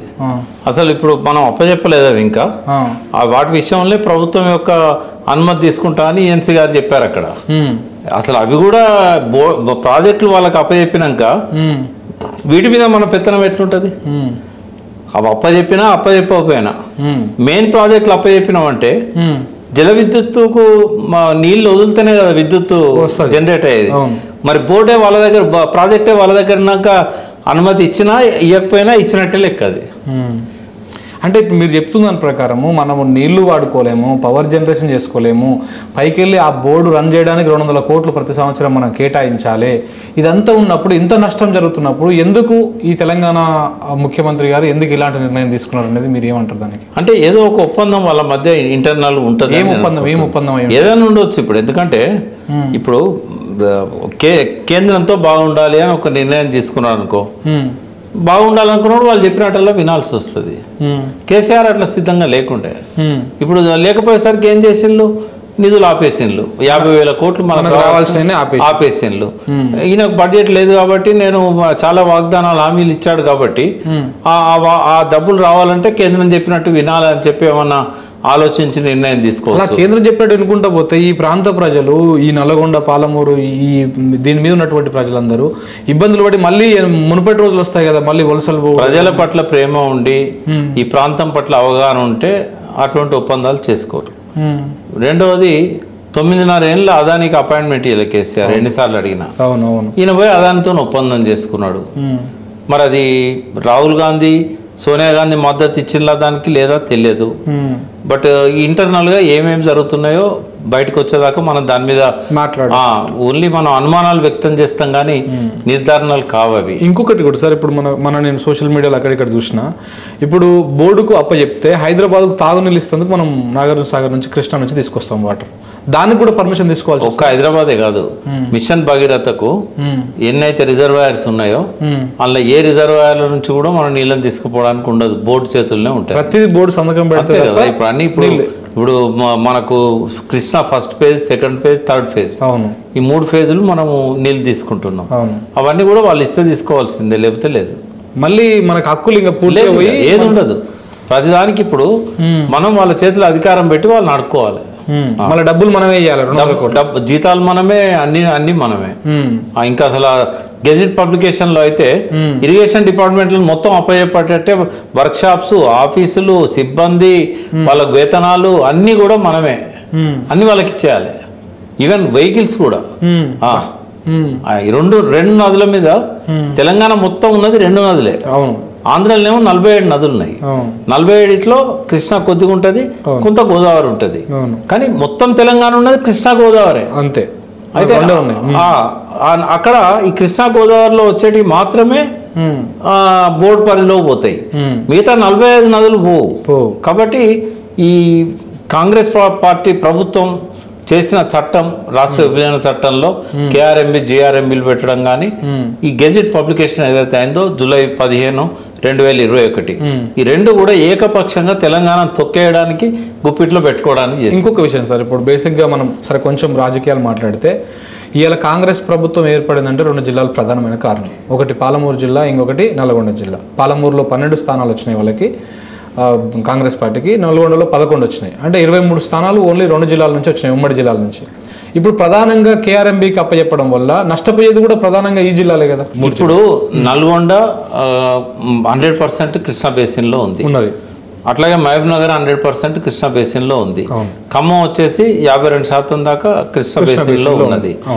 రంగారెడ్డి జిల్లా కూడా దాదాపు 84-94% కృష్ణా బేసిన్లో ఉంది. హైదరాబాద్ మొత్తం కృష్ణా బేసిన్లో ఉన్నది. బోర్డుకు అప్పచెప్తే ఈ జిల్లాలన్నీ కూడా దక్షిణ 4 జిల్లాలు ప్లస్ హైదరాబాద్ ఇదంతా కూడా టోటల్గా ఏంటంటే ఆ బోర్డు చేతుల్లో వాళ్ళ దయాదాక్షిణ్యాల మీదనే ఆధారపడి ఉంటుంది. ఇప్పుడు తెలంగాణ రాకముందు మహబూబ్నగర్ జిల్లాలో కనీసం 1,00,000 ఎకరాలకు కూడా ఎన్నో నీళ్లు రాలే. జూరాల ప్రాజెక్ట్ కింద 1,02,000 ఎకరాలకు నీళ్లు రావాలి. తర్వాత అక్కడ రాజోలిపంట డైవర్షన్ స్కీమ్ కింద 15.9 టీఎంసీలతోని 87,500 ఎకరాలకు నీళ్లు రావాలి. సప్త సముద్రాలు అంటారు, 7 పెద్ద చెరువులు ఉన్నాయి, సరళ సాగర్ ఇట్లాంటి వాటి మీద రామన్పాడ్ ప్రాజెక్ట్ కానీ, కోయిల్ సాగర్ కానీ, వీటన్నిటి కింద కలిపి అఫీషియల్ గానే అక్కడ ఒక 2 లక్షల ఎకరాలకు నీళ్లు రావాలి. కానీ ఎన్నడూ కూడా అక్కడ 80-90 వేల ఎకరాల కంటే నీళ్లు రాలే. ఈ 9.5 ఏళ్లలో సరే రాజశేఖర రెడ్డి జలయజ్ఞంలో మొదలుపెట్టినా, చంద్రబాబు నాయుడు డిపిఆర్లు ఆమోదించిన ఆ ప్రాజెక్టులన్నీ పూర్తయినాయి. కేసీఆర్ వచ్చిన తర్వాత 11 లక్షల ఎకరాలకు అదనంగా నీళ్ళు ఇచ్చాడు పాలమూరులో. అంటే దాదాపు 12 లక్షల ఎకరాలు సాగైంది. ప్రతి సంవత్సరం కూడా 2 పంటలు పండించుకున్నారు. ఎక్కడెక్కడికో వలస పోయిన వాళ్ళంతా తిరిగి వచ్చిండ్రు. పైనుంచి ఎక్కడెక్కడిచో వలస వచ్చిండ్రు జనాలు. మహబూబ్నగర్ లో కోతలు కోయడానికి రాయచూరు నుంచి కూడా, గంగావతి నుంచి, రాయచూరు నుంచి వచ్చిండ్రు, కడప, కర్నూలు జిల్లాల నుంచి వచ్చిండ్రు. అటువంటి పాలమూరు చిత్రాన్ని మార్చేశాడు. ఎడారి లాంటి పాలమూరును, నెర్రలు బాసిన భూములను, బీళ్లను ఇవాళ సస్యశ్యామలం చేశాడు. ఎన్నడూ కంటికి నీరు కానరాని చెరువులలో ఎండాకాలం అలుగు దునికేటట్టు చేశారు. దానికి ఆ పాలమూరు ప్రజలు ఇచ్చిన బహుమానం ఏంటంటే కేసీఆర్ నిలబెట్టిన అభ్యర్థులందరినీ ఓడగొట్టిండ్రు. నీళ్ళ నిరంజన్ రెడ్డి అని బాగానే ఆయనకు పాలాభిషేకం చేసిండ్రు, పూలాభిషేకం చేసిండ్రు, ఎలక్షన్లో ఆయన ఓడగొట్టిండ్రు. అంటే ఇక ప్రజలు ఎప్పుడు ఎందుకు ఎట్లా ఆలోచిస్తారు అనేది వాళ్ళ విజ్ఞతగా వదిలేయాలి మనము. సరే సరే, పబ్లిక్ రాజకీయంగా నిర్ణయం తీసుకుని వాళ్ళు నష్టపోయింది వాళ్ళే. ఇప్పుడు నమ్మి ఎవరైతే కాంగ్రెస్ పార్టీకి ఓటేశారో ఈ ప్రజలందరినీ గొంతు కోయడం కదా, నమ్మించి గొంతు 100%. ఇంకా ఆయన ఆ జిల్లా వాడే కదా. ఆయన ఇక్కడ వలస వచ్చి మీరు చెప్పినట్టు కొడంగల్ కాలువకు పోవాలన్నా కానీ ఈ నీళ్ళే రావాలి. కొడంగల్ టేలెంట్ నీకు పైన నీళ్ళు ఏంది కొడంగల్కి ఎట్లా పోతాయి. తర్వాత ఆయన పుట్టింది పెరిగిందంతా అక్కడే కదా, రాజకీయాలు నేర్చుకున్నది, ఆయన ఇండిపెండెంట్ గా ఆయన జడ్పీటీ చేసింది మిడ్జిలు, ఇవన్నీ కూడా మహబూబ్ నగర్ బిడ్డ కదా ఆయన. మరి ఆయన బోర్డు కప్ప చెప్తే వాళ్ళ గొంతుకు వస్తున్నట్టు కాదా? నల్గొండలో ఏకపక్షంగా 12 నియోజకవర్గాల్లో ఒకటే సీటు బీఆర్ఎస్ కి ఇచ్చారు, 11 గెలిపించుకున్నారు. మరి వాళ్ళ గొంతుకు వేయడం ఎట్లా కరెక్ట్ అయింది? ఖమ్మం జిల్లాలో కూడా కృష్ణా బేసిన్ లో ఉన్న అన్ని నియోజకవర్గాల్లో ఏకపక్షంగా కాంగ్రెస్ వాళ్ళని గెలిపించారు. మరి వాళ్ళు చేసింది ఏంటిది? ఆడ పొంగులేటి శ్రీనివాసరెడ్డి భారీ నీటిపారుదల శాఖ మంత్రిగా తుమ్మల నాగేశ్వరరావు గతంలో పనిచేసిన అనుభవం ఉంది.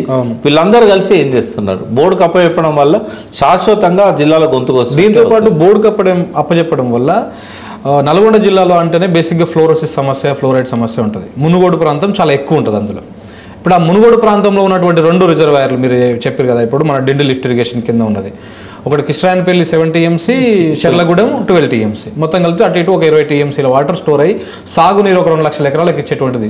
అదేమన్నా ఆశలు ఉన్నాయి? ఫ్లోరైడ్ శాశ్వతంగా పోవాలంటే కేవలం తాగునీటితోనే పోదు. అవును, ఇప్పుడు దాదాపు 9 ఇంచుల మట్టి మొత్తం ఫ్లోరైడ్ తో నిండి ఉంది. ఆ బోర్ల నీళ్లతోనే కదా పంటలు పండించుకున్నది. దానంతా కడిగేయాలి. కడిగేయాలంటే ఒక 2-3 సంవత్సరాలు సాగునీరు ఇస్తే తప్ప, కృష్ణా వాటర్ ఇస్తే తప్ప పోదు అది. కాబట్టి మళ్ళీ ఫ్లోరైడ్ భూతం మళ్ళీ విజృంభిస్తుంది. ఇప్పుడు కనుక డిండి ప్రాజెక్ట్ నాపినట్టయితే, ఇప్పుడు ఈ ప్రాజెక్టులకు మనకు నికర జలాల్లో వాటా వచ్చేదాకా బోర్డు అనుమతించదు. ఇదివరకంటే మనం ఆ అనుమతి తర్వాత తీసుకుందాం, ముందు మనం మొదలు పెడదామని అనుకునేవాళ్ళం. ఇప్పుడు గడపారతం తట్ట మట్టి తీయాలంటే ఇప్పుడు పర్మిషన్ కావాలి. తెలంగాణలో అయితే, ఆంధ్రలో అవేం పట్టవు. ఎందుకంటే ఈ బోర్డు ఇక్కడ ఉన్నప్పుడే కేఆర్ఎంబి ఏర్పడిన తర్వాత 4.5 ఏళ్ల తర్వాత జగన్ ముఖ్యమంత్రి అయ్యిండు. అవును, కానీ ఏనాడైనా ఒక తట్ట మట్టి తీయడాన్ని కేఆర్ఎంబి ఆపగలిగిందా? నేను అదే అడగబోతున్నాను సార్. బేసిక్ గా వీళ్ళు ప్రధానంగా మొన్న ఆరోపణ చేసింది కూడా, ప్రగతి భవన్ లో కూర్చొని రాయలసీమ లిఫ్ట్ డిజైన్ చేసారు, తెలంగాణ ప్రయోజనాలను కృష్ణా నీళ్లలో వాటాని జగన్ కి దారదత్తం చేసిన కేసీఆర్ అనేది వీళ్ళు ప్రధానంగా చేసినటువంటి ఆరోపణ. అంటే ఇది నిజంగా మీటింగ్ జరిగింది అయితే మన నిజమే, అందులో ఇవే మాట్లాడుకున్నారా లేకపోతే ఏం చేసారు? ఇప్పుడు ప్రజలకు షార్ట్ మెమరీ ఉంటుంది. ఆ షార్ట్ మెమరీని రాజకీయ నాయకులు ఉపయోగించుకుంటారు. ఇప్పుడు మనం అంటే పరిశోధన చేసి పత్రికలు వెనకాయన్ని తిప్పి గూగుల్లో సెర్చ్ చేసి చేస్తాం. కానీ జనానికి అట్లా ఉండదు. అవును కదా, 2 సార్లు జగన్ ఇంటికి వచ్చిండు, అప్పుడు ఫోటోలు దొరుకుతాయి. ఆ జగన్ వచ్చిండు, తినిపోయిండు, అప్పుడు నిజంగానే కేసీఆర్ చెప్పినట్టున్నది. కేసీఆర్ చెప్పిన తర్వాతనే కదా రాయలసీమ ఎత్తిపోతుల పథకం మొదలైంది. ఈయన చెప్పింది వాడు చేసిండా, ఇట్లా నమ్మించడానికి ప్రయత్నం చేస్తారు. వాస్తవంగా అప్పుడు పేపర్లు తిరిగేసినా కూడా, గూగుల్లో వెతికినా కూడా అప్పుడు వేటి మీద చర్చ జరిగింది. కేసీఆర్ ఆయనతో ఉన్న 23-24 ఏళ్ళ అనుబంధంతో నేను ఒకటి చెప్తా, ఆయన డెఫినెట్ గా కుటుంబం గురించి ఆలోచిస్తాడు. నువ్వైనా ఆలోచిస్తావు, నేనైనా ఆలోచిస్తా. బిడ్డలు కొడుకులు బాగుండాలి, 2-3 తరాల దాకా ఆర్థికంగా ఇబ్బంది ఉండకూడదని. సరే, అది బలహీనతే అనుకోవచ్చు. ఆ బలహీనతతో పాటుగా 10 రెట్లు ఎక్కువగా ఆయన ప్రజల గురించి ఆలోచిస్తాడు. ఆయన కుటుంబం గురించి ఆలోచించిన దానికంటే ఎక్కువగా ఆయన ప్రజల గురించి ఆలోచిస్తాడు. నాకున్న అనుబంధంలో ఆయన ఒక 10 నిమిషాలు కుటుంబం గురించి ఆలోచిస్తే ఒక 15 గంటలు ఆయన ప్రజల గురించి ఆలోచించేవాడు. తెలంగాణ ఉద్యమ కాలమే కానీ, తెలంగాణ ముఖ్యమంత్రి అయిన తర్వాత కానీ ఆయన ఒక్క తెలంగాణ ప్రజల గురించి ఆలోచించాడు. ఆయన అందరు ప్రజలు బాగుండాలని, ఎవరైతే రైతులు బాగుండాలి, ప్రజలు అందరు బాగుండాలని ఆలోచిస్తాడు. సమైక్య రాష్ట్రంలో మంత్రిగా ఉన్న అట్లా ఆలోచించిండు. తెలంగాణ ఉద్యమంలో కూడా ఆయన ఒకటే మాట అన్నాడు. ఆయన రాసిన లైన్లే, మాదేందో మేము అడుగుతున్నాం, నీ గుంటూరు జిల్లాలో గుంటెడు భూమి అడిగినామా, విజయవాడ పట్టణంలో విషమిత అడిగినామా మేము అని ఆయన రాసింది. తర్వాత అందశ్రీ రాసిన పాటని ఇవాళ జయ జయ తెలంగాణ గీతంగా పెట్టుకున్నారు. అంటే అందులో సిరి వెలుగులు విరజిమ్మే సింగరేణి బంగారం, అట్లే ఈ గోదావరి కృష్ణమ్మలు మన బీళ్ళను తడపాలి, పచ్చని మాగాణంలో పసిడి పంటలు పండాలి, సుభిక్షంగా ఉండాలి తెలంగాణ రాసింది. ఇది అందశ్రీ రాసిన పాటలో లేదు. అది అందులో ఇంకో తిరుగు ఉంటుంది. ఇదే స్ఫూర్తి వేరే తిరుగు ఉంటుంది. అవునా? అయితే వాళ్ళిద్దరి మధ్య సందర్భం వచ్చింది కాబట్టి చెప్తున్నా. అందశ్రీ మీద కోపం లేకుండే, ఆ పాట మీద కోపం లేకుండే. అయితే అందశ్రీ ఏంటంటే, నేను రాసిన పాటను ఐసీగా పెట్టాలన్నాడు. సరే, ఆయన కూడా ఆ పాటలో తెలంగాణ వైభవాన్ని చాటి చెప్తూ చాలా చరణాలు రాశాడు ఆయన. ఇప్పుడు వందే మాత్ర గీతం గురించి ఆనంద మఠం, ఇవి రాసింది ఎవరు మీరు చెప్పిన? ఆనంద మఠం అనే పుస్తకంలో వందే మాత్రం ఒరిజినల్ టెక్స్ట్ ఉంది. ఇప్పుడు మనం వాడుకునే వందే మాత్రం అనేది అందులో నుంచి ఒక 10%, ఇంకా 90% వందే మాత్రం ఉన్నది. ఓహో. అట్లనే ఆనంద మఠంలో బంకిం చంద్ర చటర్జీ వందే మాత్రం రాసినట్టు అందశ్రీ రాసింది కూడా చాలా పెద్ద పాట. ఆ పాటను షార్ట్ చేసి ఉద్యమ కాలంలో దీన్ని జాతీయ గీతంగా పాడించింది కేసీఆర్. 4 చరణాలతో పల్లవి సాకితో ఉంటది. బట్ అది నచ్చలేదు అందశ్రీకి. జాతీయ గీతం పెట్టాలంటే నేను రాసిందే మొత్తం పాట పెట్టాలి. ఇప్పుడు ఇది పెట్టినా కూడా అందశ్రీ రాసినట్టే వస్తుంది. ఆయన రాసినట్టు కేసీఆర్ పక్కగా ఏమైనా అందశ్రీ కేసీఆర్ అని పెట్టుకున్నాడా? ఆయన నాకు చెప్పిండు ఏ సందర్భంగా నేను ఒక్కొక్క పదం కోసం ఎట్లా తపన పడ్డా. అందశ్రీ రాసిన పాటను ప్రజలు వాడుకోవాలి ఉద్యమంలో, అంటే ఈజీగా వాడుకునేటట్టు చేయాలి అవును అని అద్భుతమైన పదాలను చేకూర్చిండు ఆయన. కానీ ఇప్పుడు వచ్చిన జాతీయ గీతంలో ఆ పాట ఉండదు. కేసీఆర్ గారు రాసింది ఉండదు. ప్రజలు మాత్రం ఇదే పాడుకుంటారు, కేసీఆర్ రాసిందే పాడుకుంటారు. మీరు చెప్పినే మనం ఎక్కువ విన్నాము, ఉద్యమంలో ఎక్కువ అదే. అందశ్రీ కూడా అప్పుడు అభ్యంతరం చెప్పలే, సరే ఉద్యమం కోసం మార్చుకోమని చెప్పిండు. బట్ ఏ కవికైనా నేను రాసిందే ఉండాలనే పట్టుదల ఉంటుంది. కానీ కొన్నిసార్లు ప్రాంతం కోసం ప్రజల కోసం త్యాగం చేయాలి. కానీ అందశ్రీ దాన్ని సిద్ధపడలే. దాంతో ఏమైందంటే వాళ్ళిద్దరి మధ్య రిఫ్ట్ వచ్చింది. ఇంకా ఆ రోజు నుంచి అందశ్రీ కేసీఆర్ మీద ధ్వజమెత్తడం మొదలు పెట్టాడు. ఆయన చేసిన తప్పులను బయట పెట్టాడు, ఆయన చేసిన మంచి చెప్పలేదు. ఏకపక్షంగా ఆయనకు అగనిస్ట్ గా ఇది ఇప్పుడు ఆ జాతీయ గీతం అయింది. అట్లనే ఏంటంటే ఇప్పుడు మనం ఈ కేసీఆర్ గారు ప్రజలందరి క్షేమం కోరి జగన్ ఇంటికి పిలిచి శాశ్వతంగా పరిష్కారం కావాలి ఆంధ్ర తెలంగాణ నీళ్ళ పంచాయతీలు, ఇది మన ఇద్దరమే చేయగలుగుతాం. చంద్రబాబు మొండి ఉండేవాడు, మూర్ఖంగా ఆలోచించేవాడు. నువ్వైతేనే చేయగలుగుతావు అని చెప్పి జగన్ మీద ఆయన నమ్మకం పెట్టుకొని ఇంటికి పిలిచి ఫస్ట్ మీటింగ్ లో, ఇది 2020 సెప్టెంబర్లో జరిగింది. ఫస్ట్ మీటింగ్ లో ఏం చేసిండు ఆయన, ఏమేం ప్రత్యామ్నాయాలున్నాయి నీళ్ళ సమస్యల పరిష్కారానికి అంటే గోదావరి నీళ్లు తప్ప వేరే ప్రత్యామ్నాయం లేదు. గోదావరిలో 300 టీఎంసీలు ప్రతి సంవత్సరం యావరేజ్ గా సముద్రంలో కలుస్తున్నాయి. 3000 టీఎంసీలు కలుస్తున్నాయి. బట్ కరువు కాలంలో కూడా 300 టీఎంసీలు అయితే కలుస్తున్నాయి, అందుబాటులో ఉన్నాయి. ఆ నీళ్లను మీరు తెచ్చుకోండి. నీళ్ళని ఎట్లా తెచ్చుకోవాలి? ఇంజనీర్లకు బాధ్యత అప్పచెప్పారు. ఇరు ప్రాంతాల ఇంజనీర్లు 2 కమిటీలు వేశారు. వాళ్ళు ఏం తేల్చారు? నెక్స్ట్ మీటింగ్ నవంబర్లో అయింది. ఒక 5 ప్రతిపాదనలు తయారు చేశారు. వాటి మీద రెండో మీటింగ్లో ఒక నిర్ణయానికి వచ్చిండ్రు. ఈ 5 ఏదో ఒక దానికి మనం ముందుకు పోదాం. 1,00,000 కోట్ల పెట్టుబడి అవుతుంది. 25,000 కోట్లు తెలంగాణ ఇవ్వాలి, 25,000 కోట్లు ఆంధ్ర ఇవ్వాలి, 50,000 కోట్లు కేంద్రం ఇవ్వాలి. దీన్ని జాతీయ ప్రాజెక్టుగా తీసుకోవాలి. అయితే ఎందుకు అనంటే తెలంగాణ ఎక్కడైతే షార్ట్ ఫాల్ ఉందో గోదావరి నీళ్లతో దాన్ని భర్తీ చేసుకోవచ్చు. నాగార్జున సార్ ద్వారా మనం ఈ నీళ్ళని తెలంగాణ ఉపయోగించుకోవచ్చు. అట్లాగే ఆంధ్రలో కొంత ఆయకట్టు మధ్యలో నాగార్జున సార్ లెఫ్ట్ కెనాల్ కింద ఆంధ్ర ఆయకట్టు ఉంది, నాగార్జున సార్ రైట్ కెనాల్ కింద కూడా ఆంధ్ర ఆయకట్టు ఉంది. కాబట్టి సాగర్ ను మనం ఒక సెంటర్ పాయింట్ చేసుకొని గోదావరి నీళ్ళని దుమ్ముగూడెం దగ్గర తీసుకోవచ్చు, తుపాకులగూడెం దగ్గర గోదావరి తీసుకొచ్చి నాగార్జున సాగర్ లో పోసుకొని అక్కడ నుంచి మనం వాడుకుందాం. ఒకటి. సెకండ్ పార్ట్ ఏంటంటే అక్కడ నుంచి రివర్ ద్వారా ఎగువకు మళ్లించుకొని శ్రీశైలంలో మనం నింపుకోవాలి. సేమ్ అదే రివర్ ని ఏముంది ఇప్పుడు నాగార్జున సాగర్ కాడ టేల్ ప్యాండ్ ఉంది. టేల్ ప్యాండ్ కు ఒక చాలా సమీప దూరంలోనే శ్రీశైలం రిజర్వాయర్ బ్యాక్ వాటర్ ఉంటుంది. ఇట్లా మనం అన్నారం బ్యారేజ్ లాంటివి కట్టుకొని లిఫ్ట్ చేయొచ్చు కదా. కాబట్టి చాలా ఈజీగా మనము శ్రీశైలం ఉన్న నీళ్ళని ఇప్పుడు కృష్ణాలో ఎట్లా నికరంగా ఎప్పుడు ఉండట్లేదు.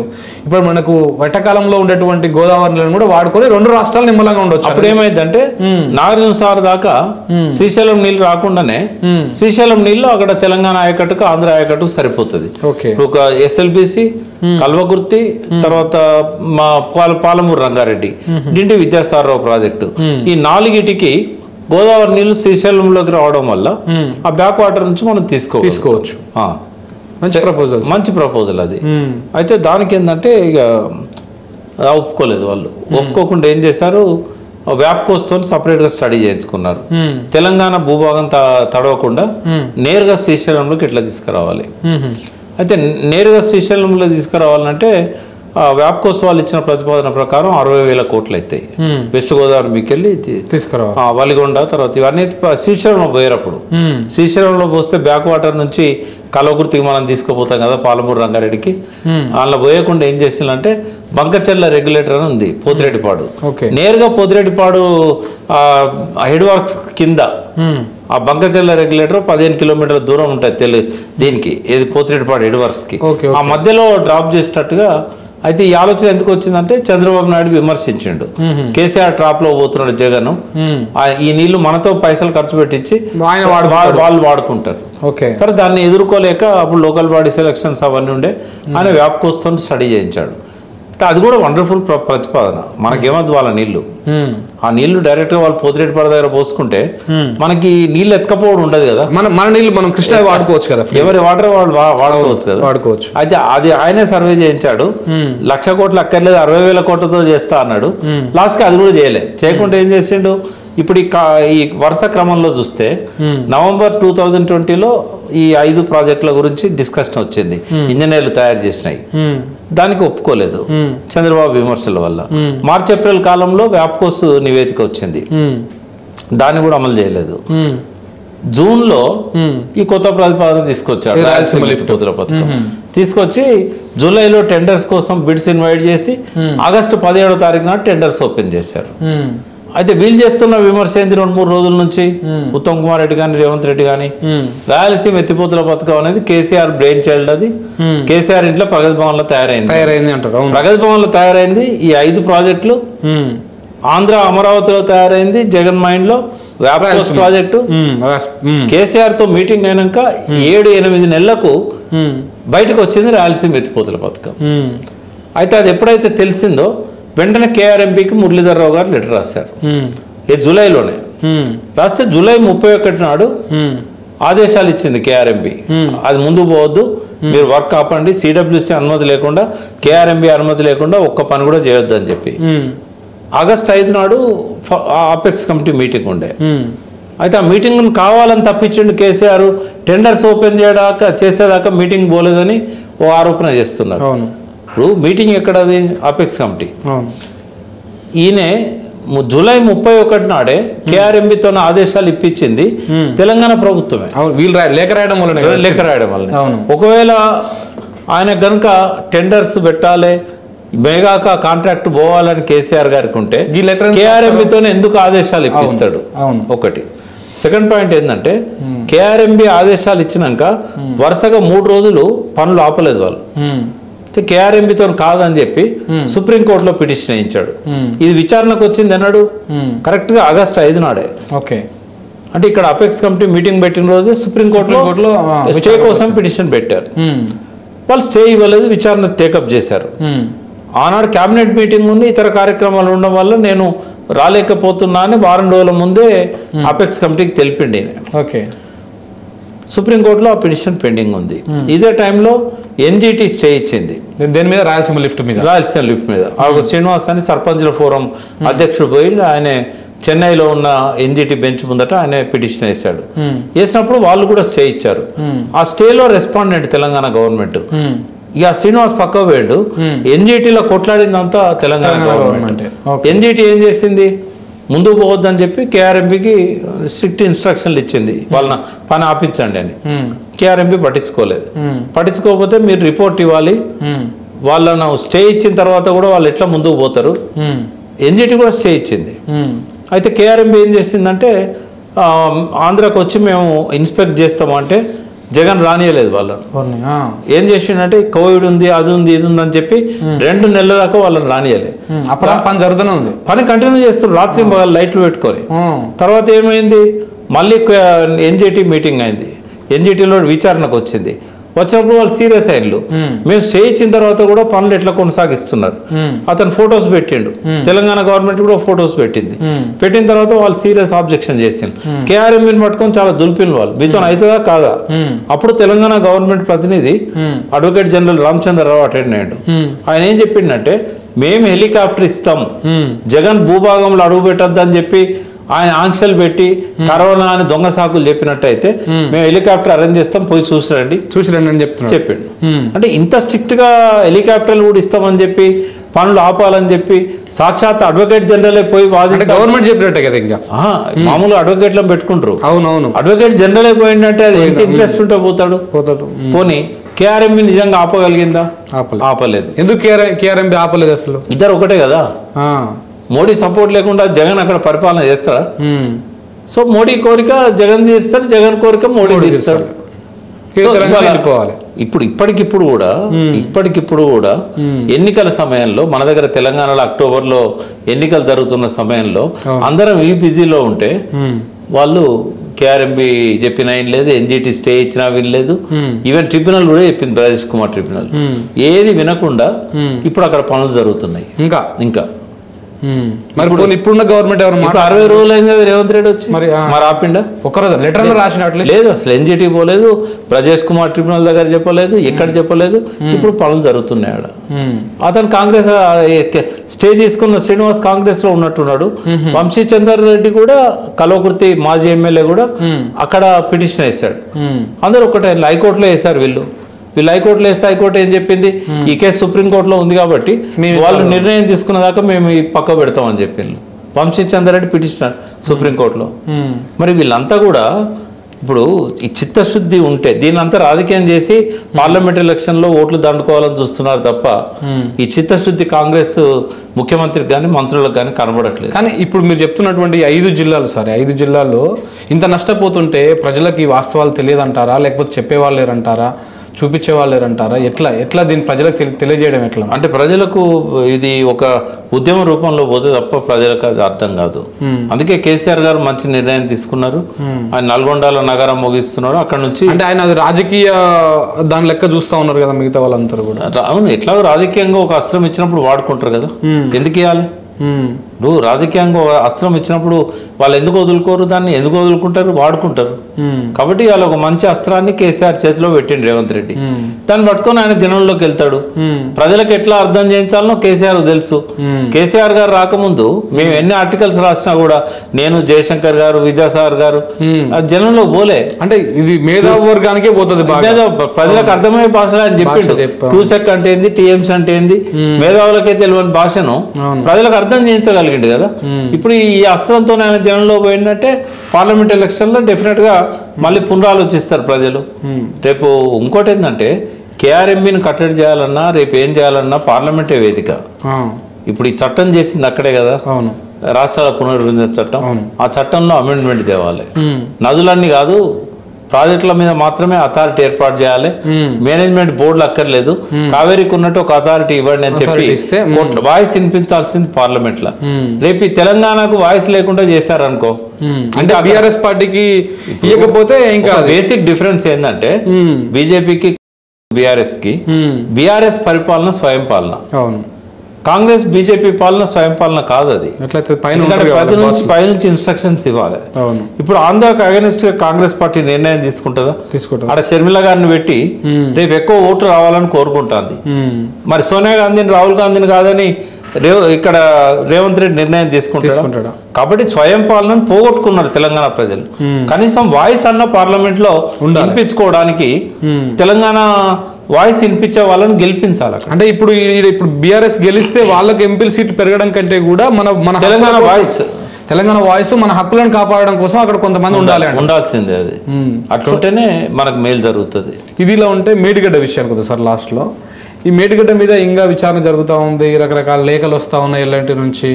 మంత్రులు కానీ అధికారులు కానీ రకరకాలుగా మాట్లాడుతారు. ఈ పేపర్లో అయితే రోజు ఒక రకంగా రాస్తారు. అది మేడి పండు అని, పురుగులు ఉన్నాయని, ఇట్లా.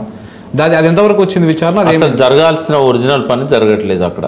అంటే రిపేర్ జరగట్లేదు. రిపేర్ కాదు, అసలు ఎందుకు కుంగింది అనే దాని మీద ఇప్పటి వరకు ఏమైంది, ఒక సాధికారత అనే రిపోర్ట్ లేదు అసలు. ఇప్పుడు కారణం ఏంది అనేది ఎక్స్పర్ట్స్ తో కమిటీ వేయాలి. మళ్ళీ ఇరిగేషన్ అధికారులతోనే కమిటీలు వేస్తే అది తేలుతుందా? అది ఇప్పుడు జాతీయ స్థాయిలో, అంతర్జాతీయ స్థాయిలో ఇది ఒక ప్రయోగం. మేడిగడ్డ అనేది ప్రయోగాలు కొన్నిసార్లు ఫెయిల్ అవుతాయి. మేడిగడ్డ కూడా ఫెయిల్ అయింది. ఫెయిల్ కావడానికి కారణాలు ఏంటనేది అన్వేషించకపోతే మళ్ళీ ఎట్లా కరెక్ట్ దాన్ని ఎట్లా రిపేర్ చేయగలుగుతారు? లేకుంటే దాన్ని ఎట్లా పునర్నిర్మాణం చేయగలుగుతారు? కాబట్టి ఇది ప్రభుత్వానికే కాదు ప్రజలందరికీ కూడా ఇది ప్రజల ఆస్తి. అవును. మేడిగడ్డ ఎందుకు ప్రయోగం అంటే 16 TMCలు స్టోర్ చేయగలిగే రిజర్వాయర్లు ఎక్కడ లేవు. మరి ప్రపంచం మొత్తంలో కూడా 1-2 ఉన్నాయి. మరి అటువంటి కాడ ఇంత ఫ్లాష్ ఫ్లడ్స్ వచ్చే అవకాశమే లేదు. ప్రపంచంలోనే అత్యంత ఫ్లాష్ ఫ్లడ్స్ వచ్చే నదులలో ఇండియాలో మొదటిది గోదావరి. మరి ఫ్లాష్ ఫ్లడ్స్ వచ్చినప్పుడు అక్కడ ఉన్న కొన్ని స్ట్రక్చర్స్ వల్ల పెద్ద పెద్ద గోతులు ఏర్పడి ఇసుకంత కిందికి పోయి వాటి కిందికి వెళ్ళి నీళ్లు పోయి ఆ పియర్స్ కింద ఉన్న ఇసుకను తోడేసినాయి. ఇట్లాంటివి జరిగినప్పుడు కొన్ని టన్నుల బరువు ఉండే పెద్ద పెద్ద స్ట్రక్చర్స్నే ఒక 10-15 మీటర్ల దూరం కొట్టుకపోయేటట్టు చేస్తాయి. మరి అంత ఫోర్స్ తో వచ్చినప్పుడు ఈ డ్యామ్ ను ఇక ముందు కూడా కాపాడుకోవాలంటే ఇంటర్నేషనల్ లెవెల్లో ఎక్స్పర్ట్స్ పిలవాలి. వాళ్ళని పిలిస్తేనే రీజన్ ఏందనేది తెలుస్తుంది. ఆ ప్రయత్నం చేయట్లేదు, అటువైపు ఆలోచిస్తలేరు. ఎంతసేపు కేసీఆర్ ను తప్పట్టాలి, ఎల్ఎన్టీని తప్పు పట్టాలి, వీళ్ళిద్దరిని లోపలేయించాలి, లేకపోతే వీళ్ళ మీద బట్టగాల్చి మీదేయాలి. ఆ పద్ధతిలోనే ఈ ప్రభుత్వం యొక్క విధానాలు కనబడతా ఉన్నాయి. విజిలెన్స్ ఏం చేస్తుంది? పేపర్లు చూస్తుంది, ఆ పేపర్లలో ఉన్న లోపాలు ఉంటే చెప్తుంది. కారణం చెప్పదు. కిందికి పోవాలి, భూగర్భంలోకి పోయి ఆ జియో సైంటిస్టులు ఉంటారు, జియో ఫిజిసిస్టులు అంటారు వాళ్ళు. ఇప్పుడు అది జిఎస్ఐ వాళ్ళు సర్వే చేశారు. ఇక్కడ బండ్లగూడలో ఉంటుంది office, geological survey of India. ఆ సైంటిస్టులను పెట్టాలి. మీరు ఇచ్చిన రిపోర్ట్ ప్రకారము అదే ఉందా, ఏమన్నా లోపం జరిగిందా కంపేర్ చేసుకోమనాలి. వాళ్ళు ఇచ్చిన రిపోర్టే కదా. తర్వాత డిజైన్స్ ఇచ్చింది సెంట్రల్ వాటర్ కమిషన్, అప్రూవ్ చేసింది మనం పంపిన వాటిని. ఏమైనా తప్పులు ఉంటే సరి చేయమన్నది. మరి సెంట్రల్ వాటర్ కమిషన్ వాళ్ళు డిజైన్స్ విభాగానికి సంబంధించిన వాళ్ళు రావాలి. డ్యామ్ సేఫ్టీ అథారిటీ దానిలో ఎక్స్పర్ట్స్ ఉండాలి. కేవలం సెంట్రల్ వాటర్ కమిషన్ లో ఉన్న వాళ్ళతోని డ్యామ్ సేఫ్టీ అథారిటీ వేస్తే కాదు. కాబట్టి ఒక నిపుణులు జాతీయ అంతర్జాతీయ స్థాయిలో అనుభవం ఉన్న వాళ్ళని తీసుకొచ్చి పెడితే మేడిగడ్డకి ఏమైందో తెలుస్తుంది. అది చేయకుండా పార్లమెంట్ ఎలక్షన్లలో ఓట్ల కోసం కేసీఆర్ గారి మీద, ఎల్ఎన్టీ సంస్థ మీద, అధికారుల మీద బురద తలితే ఏమొస్తుంది? ఇదంతా రాజకీయం. ఓకే సార్, రేపు ఇది ఫిబ్రవరి, ఇంకొక 4 నెలలు పోతే మళ్ళీ వర్షాలు వస్తాయి. జూన్ జూలై ఆ ప్రాంతంలో మళ్ళీ వరదలు వస్తాయి, గోదావరి వస్తాయి. అప్పుడు ఉన్నది మొత్తం కొట్టుకుపోయి ఇంకా పెద్ద డేంజర్ అయ్యేటువంటి ప్రమాదం ఉంటుంది కదా. అసలు వాళ్ళకు ఉన్న టైమే ఒక 60-70 రోజులు. ఇప్పటి వరకు అసలు తప్పే తెలియకపోతే ఆ రిపేర్లు ఎట్లా స్టార్ట్ చేస్తారు? రిపేర్లు స్టార్ట్ చేస్తే మళ్ళీ 8 నెలలు ఆపాల్సి వస్తుంది. మళ్ళీ గోదావరిలో ఈ కాపర్ డ్యామ్ ఏదైతే కట్టి నీళ్లను మళ్లించి, ఈ కాపర్ డ్యామ్ నీళ్లు లేనప్పుడు, కొద్ది నీళ్లు ఉన్నప్పుడు అక్కడికి వస్తాయి, గట్టిగా వస్తే కష్టం. 16 TMCల స్టోరేజ్ ఉన్నప్పుడు ఎక్కడెక్కడికి వస్తాయి. ఇప్పుడు ఎట్లాగో మేడిగడ్డ ఉంది, నువ్వు ఎన్ని డోర్లు ఓపెన్ చేసినా కూడా అక్కడ వాటర్ ఆగుతుంది. ఎందుకంటే ఆ ఫ్లో కంటిన్యూ ఉండదు. మరి అంత లెవెల్లో నీళ్ళు ఆగినప్పుడు ఉన్న స్ట్రక్చర్లు కూడా పోతాయి. మళ్ళీ అప్పుడు కూడా బదనం మళ్ళీ కేసీఆర్ గారి మీద పెడతారు. అంటే వీళ్ళ ప్లాన్ ఇదేనా? అంటే వరదలు వచ్చినాక వెయిట్ చేయాలి, ఉన్నది మొత్తం కొట్టుకపోతుంది. ఇప్పుడు 6, 7, 8లో కూడా కొన్ని ఉన్నాయని చెప్తున్నారు. ఆ 3 పోయినాక మేడిగడ్డ ఎక్కడంటది. రెండవది ఏంటంటే ఈ ఫ్లడ్స్ బాగా ఫ్లాష్ ఫ్లడ్స్ వస్తాయని చెప్పాను కదా. ఇక పోయిన తర్వాత ఏం చేస్తారంటే అన్నారం సుందిలో కూడా వేస్ట్ అని చెప్పేసి అయితే ఇప్పుడు టోటల్ కాళేశ్వరం డిపెండ్ అయిందే వాటి మీద, 3 మీద. అంటే మళ్ళీ తెలంగాణ పరిస్థితి సీమాంధ్ర నుంచి విముక్తి అయినప్పుడు ఎట్లాంటి దయనీయ పరిస్థితిలో మనం ఉంటేమో మళ్ళీ అదే స్థితికి నెట్టబడుతుంది. కాబట్టి ఏంటి సార్ పరిష్కారం ఏంటి? ఒక తెలంగాణ మీరు ఎందుకంటే నీళ్ళ మీద ఎప్పటి నుంచో ఫైట్ చేస్తారు, మాట్లాడుతూ ఉన్నారు. దీనికి ఎట్లా మన ఫైటింగే మన తెలంగాణ పోరాటమే నీళ్లు, నిధులు, నియామకాలు. ప్రప్రథమంగా నీళ్లు లేకపోతే జీవం లేదు. మరి అలాంటి నీళ్లను మళ్ళీ మనం కోల్పోతా ఉన్నాం, హక్కులను కోల్పోతా ఉన్నాం. దీనికి ఏంటి పరిష్కారం? వీళ్ళు చేసే రాజకీయ కుట్రలను బట్టబయలు చేసి ప్రజల నుంచి ఒత్తిడి తెప్పియాలి. మేము కూడా ఒక రౌండ్ టేబుల్ పెట్టబోతున్నాం రిటైర్డ్ ఇంజనీర్స్ తోని 13వ తారీఖు నాడు. ఆ రౌండ్ టేబుల్లో మేము కూడా కొన్ని తీర్మానాలు చేసి మీటింగ్ ఉంది కదా అక్కడ, అది కేసీఆర్ గారు పెడుతున్నారు. మేము శ్యాంప్రసాద్ రెడ్డి గారి అధ్యక్షతన ఇన్స్టిట్యూషన్ ఆఫ్ ఇంజనీర్ లో పెట్టాలని అనుకున్నాము. అటు ఇటు చేస్తే కొంచెం ఎక్కువ మీడియా కవర్ చేస్తుంది, వాయిస్ ఇన్వాల్వ్ వస్తుంది కదా. పర్వాలేదు. అంటే మనకేందంటే ఆయన చెప్పేటి ఆయన పత్రికల్లో రాస్తారు, కానీ న్యూట్రల్ పత్రికలు ఉంటాయి, తర్వాత ఇతర పత్రికలు ఉంటాయి. ఏదున్నా కూడా ఆ తీర్మానాలు అనేటివి పోవాలి 13, 14 ఏదో ఒక రోజు ఇండిపెండెంట్ వాయిస్ రావాలి ఇక్కడ. ఇప్పుడు టీఆర్ఎస్ ఏం మాట్లాడినా ఎలక్షన్ల కోసం మాట్లాడినట్టు ఉంటుంది, కాంగ్రెస్ వాళ్ళు ఏం మాట్లాడినా ఎలక్షన్ కోసం మాట్లాడినట్టు ఉంటుంది. ఈ రిటైర్డ్ ఇంజనీర్స్ ఇప్పుడు కొంత బ్యాలెన్స్డ్ ఉన్నారు, అట్లా ఇండిపెండెంట్ ఉన్న వాళ్ళతోనే ఒకటి వాయిస్ వినిపించాలనుకుంటున్నాం. ఇలాంటి ఛానల్స్ కూడా ప్రజలను సెన్సిటైజ్ చేయాలి. ఇప్పుడు మేడిగడ్డ లేకపోతే కాళేశ్వరం మొత్తమే లేదు, టోటల్ కాళేశ్వరం డ్రై అవుతుంది. ఎందుకంటే ఫస్ట్ పాయింట్ లిఫ్ట్ చేయడానికి మనకు ప్రాణహిత వచ్చినాక ఫస్ట్ పాయింట్ అది నీళ్లు ఉండేది ఆడ ఎక్కువ. కాబట్టి అది యుద్ధ ప్రాతిపదికన పునర్నిర్మాణం చేయాల్సిన ప్రాజెక్ట్ అది.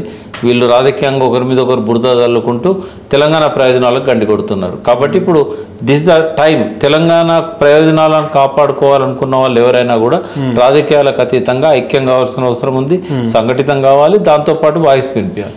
లాస్ట్ సార్ ఒక లాస్ట్ క్వశ్చన్, అంటే మీరు ఇప్పటికీ కాంగ్రెస్ గవర్నమెంట్ వచ్చి 60 రోజులు అయింది, దాదాపు 2 నెలలు అయిపోయింది. అంటే ఐ థింక్ మీరు ఫస్ట్ పర్సన్ అనుకుంటారు రేవంత్ రెడ్డిని, సరే మీకు ఒక అవకాశం వచ్చింది, మీకు ఒక అది ఉన్నది అని మీరు ఒక విధంగా మీరు మెచ్చుకున్నారు కూడా ఆయన. ఎందుకంటే అంటే సానుకూలత అనేది ఉండాలి 100%. కానీ ఈ 60 రోజులలో మీకు ఏమైనా సాటిస్ఫాక్షన్ అనిపించిందా ఆయన పాలనలో? ఫస్ట్ అభ్యంతరం ఏంటంటే ఆయన మాట్లాడే భాష అది ఉందాగా లేదు, అసలు మామూలుగా సభ్య సమాజం వినేటట్టు కూడా లేదు. ఒక ముఖ్యమంత్రి స్థాయి వ్యక్తి భారతదేశంలో ఇంత చీప్ గా మాట్లాడడం అవసరం ఉన్నా లేకున్నా అది ఎవరి దగ్గర చూడలేదు. కేసీఆర్ గారు కూడా పరుష పదజాలం వాడేవాడు, కానీ ఆయన అవసరాన్ని బట్టి ఆయనకు ఒక రాజకీయ లక్ష్యం ఉండేది, ఎక్కడో ఒకడ అరుదుగా వాడేవాడు. కానీ ఆయన వాడిండు కదా అని చెప్పి ఆయన రోజు ప్రసంగంలో ఇదే భాష పెడితే ప్రజలు జీర్ణించుకోరు. ఇప్పుడు 10 రోజులు ప్రెస్ మీట్ పెట్టినప్పుడు ఒక రోజు ప్రెస్ మీట్లో ఏమన్నా ఒక మాట జారినా కూడా ఏదో నోరు జారిండిలే, లేకపోతే ఆయనకి ఏదైనా ఉద్దేశం ఉండొచ్చు అనుకోవచ్చు. కానీ మైక్ పట్టుకుంటే చాలు బూతు మాట్లాడితే. ఇప్పుడు ప్రధానమంత్రి మోడీ, ఈయన మొన్నటి దాకా ముఖ్యమంత్రి, ఇప్పుడు ప్రతిపక్ష నాయకుడు. ప్రతిపక్ష నాయకుడు ఈక్వల్ స్టేటస్ అది. మరి అటువంటిప్పుడు నువ్వు కేడీ అని ఎట్లా అంటావు ఆయనను? తర్వాత చార్లెస్ సోబరాజు రాజకీయాలు అన్నాడా? రాజకీయ నాయకులను ఇంకో రాజకీయ నాయకులతో పోల్స్తారు. అడు అమ్మాయిలను రేప్ చేసి చంపి కేసులలో ఉన్న చార్లెస్ శోభరాజ్తోని హీనమైన వ్యక్తితో కేసీఆర్ని ఎట్లా పోల్స్తావు నువ్వు? బిల్లా రంగాలు ఎవరు? మనుషులను ఉరిపెట్టి చంపి పాశవికంగా హత్య చేసిన వాళ్ళు బిల్లా రంగాలు. వాళ్ళు హరీష్ రావు కేటీఆర్తో ఎట్లా పోలుస్తావు? నీ భాషలో దోషం ఉంది, నీ పోలికలో దోషం ఉంది, నీ ఇంటెన్షన్ లో కూడా దోషం ఉంది. అంటే ఆయన ఓన్లీ కక్షపూరిత రాజకీయాలే చేస్తున్నారు అనుకోవచ్చా ఈ 60 days పాలన? అసలు ఆయన మనసులో ఏముందో మనకు తెలియదు. కక్షపూరితమైన కూడా ఈ పద్ధతిలో మాట్లాడడం అనేది ఇప్పుడు మాలాంటి బ్యాలెన్స్డ్ గా ఉందాం అనుకున్న వాళ్ళకే జీర్ణించుకోలేని విధంగా మాట్లాడుతున్నాడు ఆయన. అంటే మేము కాదు, కాంగ్రెస్ లో ఉన్న వాళ్ళు కూడా విఘ్నులు ఎవరైతే ఉంటారో వాళ్ళు డైజెస్ట్ చేసుకోలేకపోతాను. ఆయన సహచార మంత్రులు కూడా దగ్గర వాళ్ళతో చెప్పుకుంటాను ఇదేం భాష అని చెప్పేసి. ఇంటర్నల్ కూడా డిస్కషన్ అవుతుంది. ఇట్లా ఇంత చిల్లరగా మాట్లాడతాడా అని అంటున్నారు. అది ఇప్పటికైనా కూడా ఇది పార్లమెంట్ ఎలక్షన్స్, నీ మాటలతో నోట్లు పడాయి. ఇంకోటి రేవంత్ రెడ్డి గారు గమనించాల్సింది ఏంటంటే రేవంత్ రెడ్డి గారు భాషతోనో తిట్లతోనో లేదా ఆయన ముఖ్యమంత్రి చేయాలనో ప్రజలు బీఆర్ఎస్ ను ఓడించలే. బీఆర్ఎస్ ఓటమిలో 90% స్వయంకృత అపరాధం. ఆయన ఏమనుకుంటాడు? నా తిట్లతోనే ప్రభుత్వం పడిపోయింది, జనాలు నా తిట్ల ఎంజాయ్ చేస్తున్నారు, నేనే ముఖ్యమంత్రి అవుతా అని చెప్పి నన్ను చేయాలనే జనం ఏకపక్షంగా టీఆర్ఎస్ ఓడించిండ్రు. తప్పది, చాలా ఆయన బ్లండర్ అది. ఆయన ముఖ్యమంత్రి చేయాలనుకొని ఏ ప్రజలు అనుకోలే, అది కాంగ్రెస్ పార్టీ చేసింది తప్ప. ఇంకోటి ఏంటంటే ఆయన ఇప్పటికైనా ఆయనకు అవకాశం ఉంది. ఆయన ఇచ్చిన హామీలను అమలు చేసే దిశలో ఉందాగా ముఖ్యమంత్రి స్థాయి తగ్గకుండా ఆయన నాలెడ్జ్ని పెంచుకోవాలి. ఆయన వెనకాల ఒక థింక్ ట్యాంకును పెట్టుకోవాలి. ఆయనకు అన్ని తెలివే కాబట్టి తెలుసుకోవాల్సిన అవసరం ఉంది. అడ్మినిస్ట్రేషన్ మీద కంట్రోల్ కోసం వాళ్ళతో ఒక స్నేహపూర్వకంగా ఉంటూ తన మనసు మాటను ఇంప్లిమెంట్ చేయించాల్సిన అవసరం ఉన్నది. అంతేగాని ఇష్టం వచ్చినట్టుగా ముఖ్యమంత్రి కదా అని సీనియర్లను లెక్క చేయకుండా అట్లా చేస్తే వాళ్ళే కూల్చుకుంటారు ఆ ప్రభుత్వాన్ని. ఇంకొక చిన్న అంశం సార్, ఇప్పుడు తెలంగాణ తల్లి విగ్రహాన్ని మారుస్తాం మన క్యాబినెట్ నిర్ణయాలు చూసుకుంటే, తెలంగాణ చిహ్నంలో కూడా ఏదో రాజదర్పం లెక్క ఉన్నది, నియంత లెక్క ఉన్నది అన్నటువంటి సాకు చెప్పి దాన్ని మారుస్తాం, ఈ టీఎస్ని టీజీగా మారుస్తాం. ఇది ఎంతవరకు ప్రజలకు? ఇది అపరిపక్వత గల వ్యక్తి తీసుకునే నిర్ణయం ఇది. ఆయన చుట్టూ ఉండే వాళ్ళలో కొంతమంది కామన్ సెన్స్ లేని వాళ్ళు ఉంటారు. ఇప్పుడు ప్రజల మనసుల్లో ఒక ఐకాన్ లాగా తెలంగాణ తల్లి నిలపాలనే ఉద్దేశంతో ఒక పూజనీయమైన తల్లి అంటే ఒక పూజకు అర్హత గల తల్లి ఉండాలి. అయితే ప్రజల రక్తంలో శతాబ్దాల నుండి జీర్ణమైపోయింది ఏంటంటే ఒక దేవత రూపం. కాబట్టి ప్రజల సెంటిమెంట్ను తెలంగాణ దిక్కు జోడించడానికి తెలంగాణ తల్లిని మనం క్రియేట్ చేసాం. కిరీటం పెట్టినంత మాత్రాన ఆమె స్థాయి పెంచినట్టు తగ్గించినట్టు కాదు కదా. ఇప్పుడు నువ్వు ఆ కిరీటం లేకుండా తెలంగాణ తల్లిని చూపెడితే ఎట్లుంటది? అది పాలకుర్తి ఐలమ్మ ఉన్నట్టు ఉంటది. అట్లా కాదు కదా. ఒక దైవ భక్తి ఎట్లా ఉంటుందో తల్లి పట్ల ఆరాధనా భావం అట్లా ఉండాలి. కాబట్టి అది ఆలోచనల్లో వీళ్ళ తప్పది. రెండవది, సపోజ్ బతుకమ్మ ఉంది, బతుకమ్మ చూస్తే కవిత గుర్తు వస్తుందని బతుకమ్మ పెట్టనంటే ఎట్లా? బతుకమ్మ ముందు పుట్టిందా కవిత ముందు పుట్టిందా? ఇది కవిత ఏం చేసిందంటే బతుకమ్మను ఒక ప్రతీకలాగా, ఉద్యమ ప్రతీకలాగా మార్చింది. అవును, బతుకమ్మ ఎప్పటి నుంచో ఉంది. ఉద్యమ ప్రతీకలాగా ఆమె వాడుకున్నది. సాంస్కృతిక ఉద్యమంలో అది ఒక ప్రతీక. కాబట్టి నేను బతుకమ్మను తీసేస్తా. ఇదివరకు టీజీ అనుకున్నాము, టీఎస్ అని పెట్టిండు. అంటే ఒకసారి ఎస్టాబ్లిష్ అయింది టీఎస్ అనేది. ఇవాళ దేశంలో ఏ ప్రాంతానికి మన బండ్లు పోయినా కూడా టీఎస్ అని, తెలంగాణ టీఎస్ అని కనబడుతుంది. ఎక్కువ టీఎస్ అని ఎక్కడ రాస్తాం? ఈ బండ్ల మీదనే కదా. ఒకసారి ఎస్టాబ్లిష్ అయిపోయింది కదా. అయిపోయిన తర్వాత మళ్ళీ టీజీ అని ఎందుకు అవసరమా? ఎస్టాబ్లిష్ అయిన వాటిని అంటే మార్చాల్సిన అవసరం. సోషల్ మీడియాలో ఉన్న చర్చ ఏంటంటే మార్పు అంటే అసలు మార్చాల్సింది వేరు. ప్రజల పేదరికాన్ని పోగొట్టాలి. కేసీఆర్ ఏవైతే చేయలేకపోయిండో ఆ లోపాలను పూరించాలి. ఇంకా బాగా చేయాలి. కేసీఆర్ పాలన కంటే అద్భుతంగా ఉండాలి. ఇవన్నీ మార్చి నేను ఏదో ఇంటి ముందర కంచెలు బద్దలు కొట్టినా ఒక మాట, నువ్వు ప్రగతి భవన్ లో కంచెలు బద్దలు కొడితివి, ఏం ఒరిగింది ప్రజలకు? ఏమైంది? ఇప్పుడు అప్పుడేమో ఆయన కంచె పెట్టింది కూడా ఆయన కాదు, కిరణ్ కుమార్ రెడ్డి. తెలంగాణ ఉద్యమం వల్ల ప్రతి ఒక్కరు ఊరేగింపుగా వచ్చి లోపలికి వెళ్ళిపోతే కంట్రోల్ చేయడం కష్టమైందని ఆనాటి డీజీపీ దినేష్ రెడ్డి మరి ఇంకెవరో వాళ్ళు ఇచ్చిన సూచన మేరకు ఆనాటి ముఖ్యమంత్రి పెట్టిండు. అది కేసీఆర్ గారు దాన్ని కంటిన్యూ చేసిండు. ఒక ప్రొటెక్షన్ కోసం దాన్ని పెట్టిందని అనుకోవాలి. ఇప్పుడు ప్రగతి భవన్ కంచెం తీసేసినంత మాత్రాన ప్రజలకు ఒరిగింది ఏంది? ఆ రోజేమో ఆయన రానియలేదని చెప్పి ప్రజలు రాలే. ఇలా వచ్చిన ఉపయోగం లేదని ప్రజలు వస్తలేరు. మొన్న మంగళవారం రోజు పోతే ఎవరు లేరంట. ఎందుకుంటారు? ఫస్ట్ ఏంటంటే రేవంత్ రెడ్డి ఆడ కూర్చున్నది ఎన్ని రోజులు? ఒక్కటే రోజు, ఒక గంట. తర్వాత ఒక వారం రోజులు, 2 వారాలు కొద్ది మంది మంత్రులు అప్పుడప్పుడు పోయి రిసీవ్ చేసుకున్నారు. ఇప్పుడు వాళ్ళిద్దరు సాక్షాత్తు సీతక్క ఉంటది, బట్టి విక్రమార్క ఉంటాడు. ఒక ఎస్సీ మంత్రి, ఒక ఎస్టీ మంత్రి. ఎస్సీ మంత్రి ఉప ముఖ్యమంత్రి కూడా. కనీసం వాళ్ళని కలవడానికి కూడా ఎవరు రావట్లేదు అని అంటే ఈయన కంచెలు బద్దలు కొట్టి చేసింది ఉపయోగం ఏముంది? పబ్లిసిటీ స్టంట్ తప్ప ఇది గుడ్ బిగినింగ్ కాదు. అంతే. ఇప్పటికైనా పోయింది లేదు. ఆయన 5 ఏళ్ళు మంచి పేరు తెచ్చుకోవాలనుకుంటే భాష మార్చుకోవాలి. నిజంగా ఆయన ఏ మార్పు కావాలని ఆ రోజు ఎలక్షన్లలో చెప్పాడో ఆ మార్పు కోసం పనులు మొదలు పెట్టాలి. ప్రతిపక్షాన్ని గౌరవంగా చూడాలి. అసెంబ్లీని వాళ్ళ రాజకీయ క్రీడ కోసం వాడుకోవద్దు. ప్రజలు గెలిపించి పంపారు చట్టాల కోసం. ప్రజల కోసం పనిచేయాలి అసెంబ్లీ. ఒకరినొకరు గెలవడం కోసం, ఒకరిపైన ఒకరు ఆధిపత్యం కోసం కాదు. ఇవాళ గవర్నర్ ప్రసంగంలో కూడా తీవ్ర అభ్యంతరకరమైన మాటలు ఆమె చాలా మాట్లాడింది. ఎకానమీని అంతా ఇచ్చేసింది అన్నట్టుగా మాట్లాడింది. బట్ కేసీఆర్ చేసిన ఆయన ఆలోచనల వల్లనే ఇలా 4 రెట్లు మన ఆదాయం పెరిగింది. ఇలా ఒకప్పుడు నెలకు కనీసం ఒక 3,000 కోట్లు కూడా రాని ఆదాయాన్ని ఇవాళ 18,000 కోట్లకు పెంచాడు ఆయన పర్ మంత్. మొన్న ఈయన గవర్నమెంటే చెప్పింది కదా 10 నెలల్లో 1,80,000 కోట్ల ఆదాయం గవర్నమెంట్కి వచ్చింది అని. అది వరకు 12 నెలల ఆదాయం కూడా 2014లో తెలంగాణది 50,000 కోట్లే కదా. మరి సంపద పెంచిండా కేసీఆర్? తగ్గించిండా? 6 లక్షల కోట్లు అప్పైనంత మాత్రాన నీకు రిజల్ట్ కనబడుతుంది కదా. ఇప్పుడు ఈయన అప్పులు చేస్తున్నాడు. 60 రోజుల్లో 6,000 కోట్లు తెస్తున్నాడు. అవును. ఈ తెచ్చిన 6,000 కోట్లు సంక్షేమ పథకాల మీద, ఆర్టీసీకి సబ్సిడీలు ఇవ్వడానికి, ఎలక్ట్రిసిటీ డిపార్ట్మెంట్ కి సబ్సిడీలు ఇవ్వడానికి పెట్టినట్టయితే మరి ప్రగతి ఎట్లా? ప్రోగ్రెస్, పునరుత్పత్తి అనేది లేదు దీంట్లో. ఇప్పుడు అభివృద్ధి రంగాల మీద పెట్టుబడి పెట్టాలి. అవును. తెచ్చినప్పుడు అభివృద్ధి రంగాల మీద పెడితే కేసీఆర్ చేసినట్టుగా బడ్జెట్ పెరుగుతుంది. కానీ ఈయన ఇప్పుడు తెచ్చే అప్పంతా కూడా ఫ్రీ బీజ్లకి దీనికోసం. ఇక అంతకుమించి ఆయనకు వేరే సోర్సే లేదు. అందుకే ఈయన 9.5 ఏళ్లలో 6 లక్షల కోట్ల అప్పులు తెస్తే ఈయన 5 ఏళ్లలో 10 లక్షల కోట్లు తెచ్చినా కూడా ఆయన హామీలన్నీ నెరవేరాయి. తెస్తాడంటారా? అంతా తేగలుగుతారు. ఏమున్నది, ఇప్పుడు మన దగ్గర 1,80,000 కోట్లు సంవత్సరానికి ఆదాయం వస్తున్నప్పుడు అప్పులు ఇచ్చే వాళ్ళు ఇస్తారు కదా. ఇస్తారు. అవును. ఇంకొక మాట అన్నాడు సార్ ఆయన, అంటే మనం క్లోజ్ చేద్దాం, చాలా టైం అయింది. మనం మాట్లాడుతూ నా ప్రభుత్వాన్ని కూల్చుదామని చూస్తా ఉన్నారు, ఎవడు రాలేడు, ఎవడు చేయలేడు. నిజంగా కూల్చే అవకాశం కేసీఆర్ గారికి ఉందంటారా? ఆ విధంగా ఉందా పరిస్థితులు? లేదు. ఇవాళ అది కూలిపోవాలంటే కాంగ్రెస్ లో ఇవాళ మంత్రులుగా ఉన్న వాళ్ళనే అక్కడి నుంచే స్టార్ట్ కావాలి. అంటే కట్టప్పలు అక్కడనే ఉండాలి. అక్కడనే.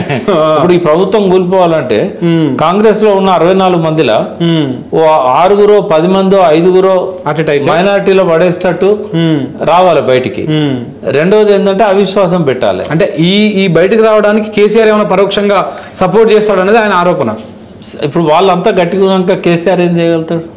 ఇప్పుడు 64 మంది ఒక్క తాటి మీద ఉన్నారు అనుకోండి, 64 మంది ఒక్క తాటి మీద ఉండాలంటే వాళ్ళకి వెనకాల ఉన్న ఈ 18 మంత్రులు, ఇంకా 11 మందే ఉన్నారు ఇప్పుడు, 12 ముఖ్యమంత్రితో ఇంకా 6 వస్తారు. వీళ్ళందరూ కలిసి రేవంత్ రెడ్డిని సపోర్ట్ చేయాలి కదా. రేవంత్ రెడ్డి కనుక వాళ్ళతో సఖ్యతగా ఉండి వాళ్ళ ఇప్పుడు నేను ఇరిగేషన్ మినిస్టర్ పిలవకుండానే కొడంగల్ పథకం పెట్టాడు. ఆడ ఉత్తమ్ కుమార్ రెడ్డిని లెక్క చేయనట్టే కదా. ఇట్లాంటి పనులు చేస్తే వాళ్ళకు కూలగొట్టుకుంటారు. వాళ్ళ అవకాశం ఇస్తేనే కేసీఆర్ కు ఒక ఛాన్స్ వస్తుంది ప్రభుత్వాన్ని పడగొట్టడానికి. మరి వాళ్ళ అవకాశం ఇవ్వకపోతే ఆయనకైతే రాదు కదా. ఒకవేళ అవకాశం ఇచ్చినా కూడా వాళ్ళ వల్లనే ఇంకొక గ్రూప్ ముఖ్యమంత్రి అవుతాడు. రేవంత్ రెడ్డి ప్లేస్ లో ఇంకొకరు వేరే వాళ్ళు వస్తారు అవుతారు, కానీ వాళ్ళు మైనార్టీలో ఉంటారు, వాళ్ళకు వీళ్ళు ఎమ్మెల్యేలు బలం ఇస్తారు. అటువంటి పరిస్థితి రానివద్దు అనుకుంటే ఈ టిఆర్ఎస్ ఎమ్మెల్యేలను లాక్కోవడానికో ఇంకో దానికో ప్రయత్నం చేయకుండా ఆ ఉన్న మంత్రులతో సఖ్యతగా ఉండి ప్రజలు మెచ్చే విధంగా నిర్ణయాలు తీసుకొని భాష కూడా సంస్కరించుకుంటే ఎవరైనా సపోర్ట్ చేస్తారన్న. కానీ ఆ ఆలోచనలు రావాలంటే నాకు అనుభవం లేదు కాబట్టి ఒక అనుభవజ్ఞులైన మేధావి వర్గాన్ని వెనకాల పెట్టుకోవాలి, ఒక థింక్ ట్యాంక్ను పెట్టుకోవాలి. Okay, thank you sir, thank you very much. మీరు చాలా విషయాలు చెప్పారు. సో ఇది కేఆర్ఎంబీ విషయం కావచ్చు, ఇటు మేడిగడ్డ కావచ్చు, ఇటు రాష్ట్ర రాజకీయాలకు సంబంధించినటువంటి అంశం. అయితే కృష్ణా రివర్ మేనేజ్మెంట్ బోర్డు విషయంలో ఇప్పుడు ప్రభుత్వము నిర్ణయం తీసుకుందనేటువంటి చర్చ ఒకటి వస్తూ ఉంది. ఆల్రెడీ అప్పగించారని, అప్పగించలేదని ప్రభుత్వ స్థాయి నుంచి చెప్తున్నారు. ఒకవేళ అప్పగిస్తే మాత్రం ఎడారిగా మారిపోయేది పాలమూరు, ఇంకొకటి నల్గొండ ప్రధానంగా మేజర్గా దెబ్బతినేటువంటి ప్రమాదం ఉంది. ప్రజలు ఇప్పటికైనా ఈ వాస్తవాలను అర్థం చేసుకోవాలని చెప్పేసి మనం కూడా విజ్ఞప్తి చేస్తాం. Thank you very much.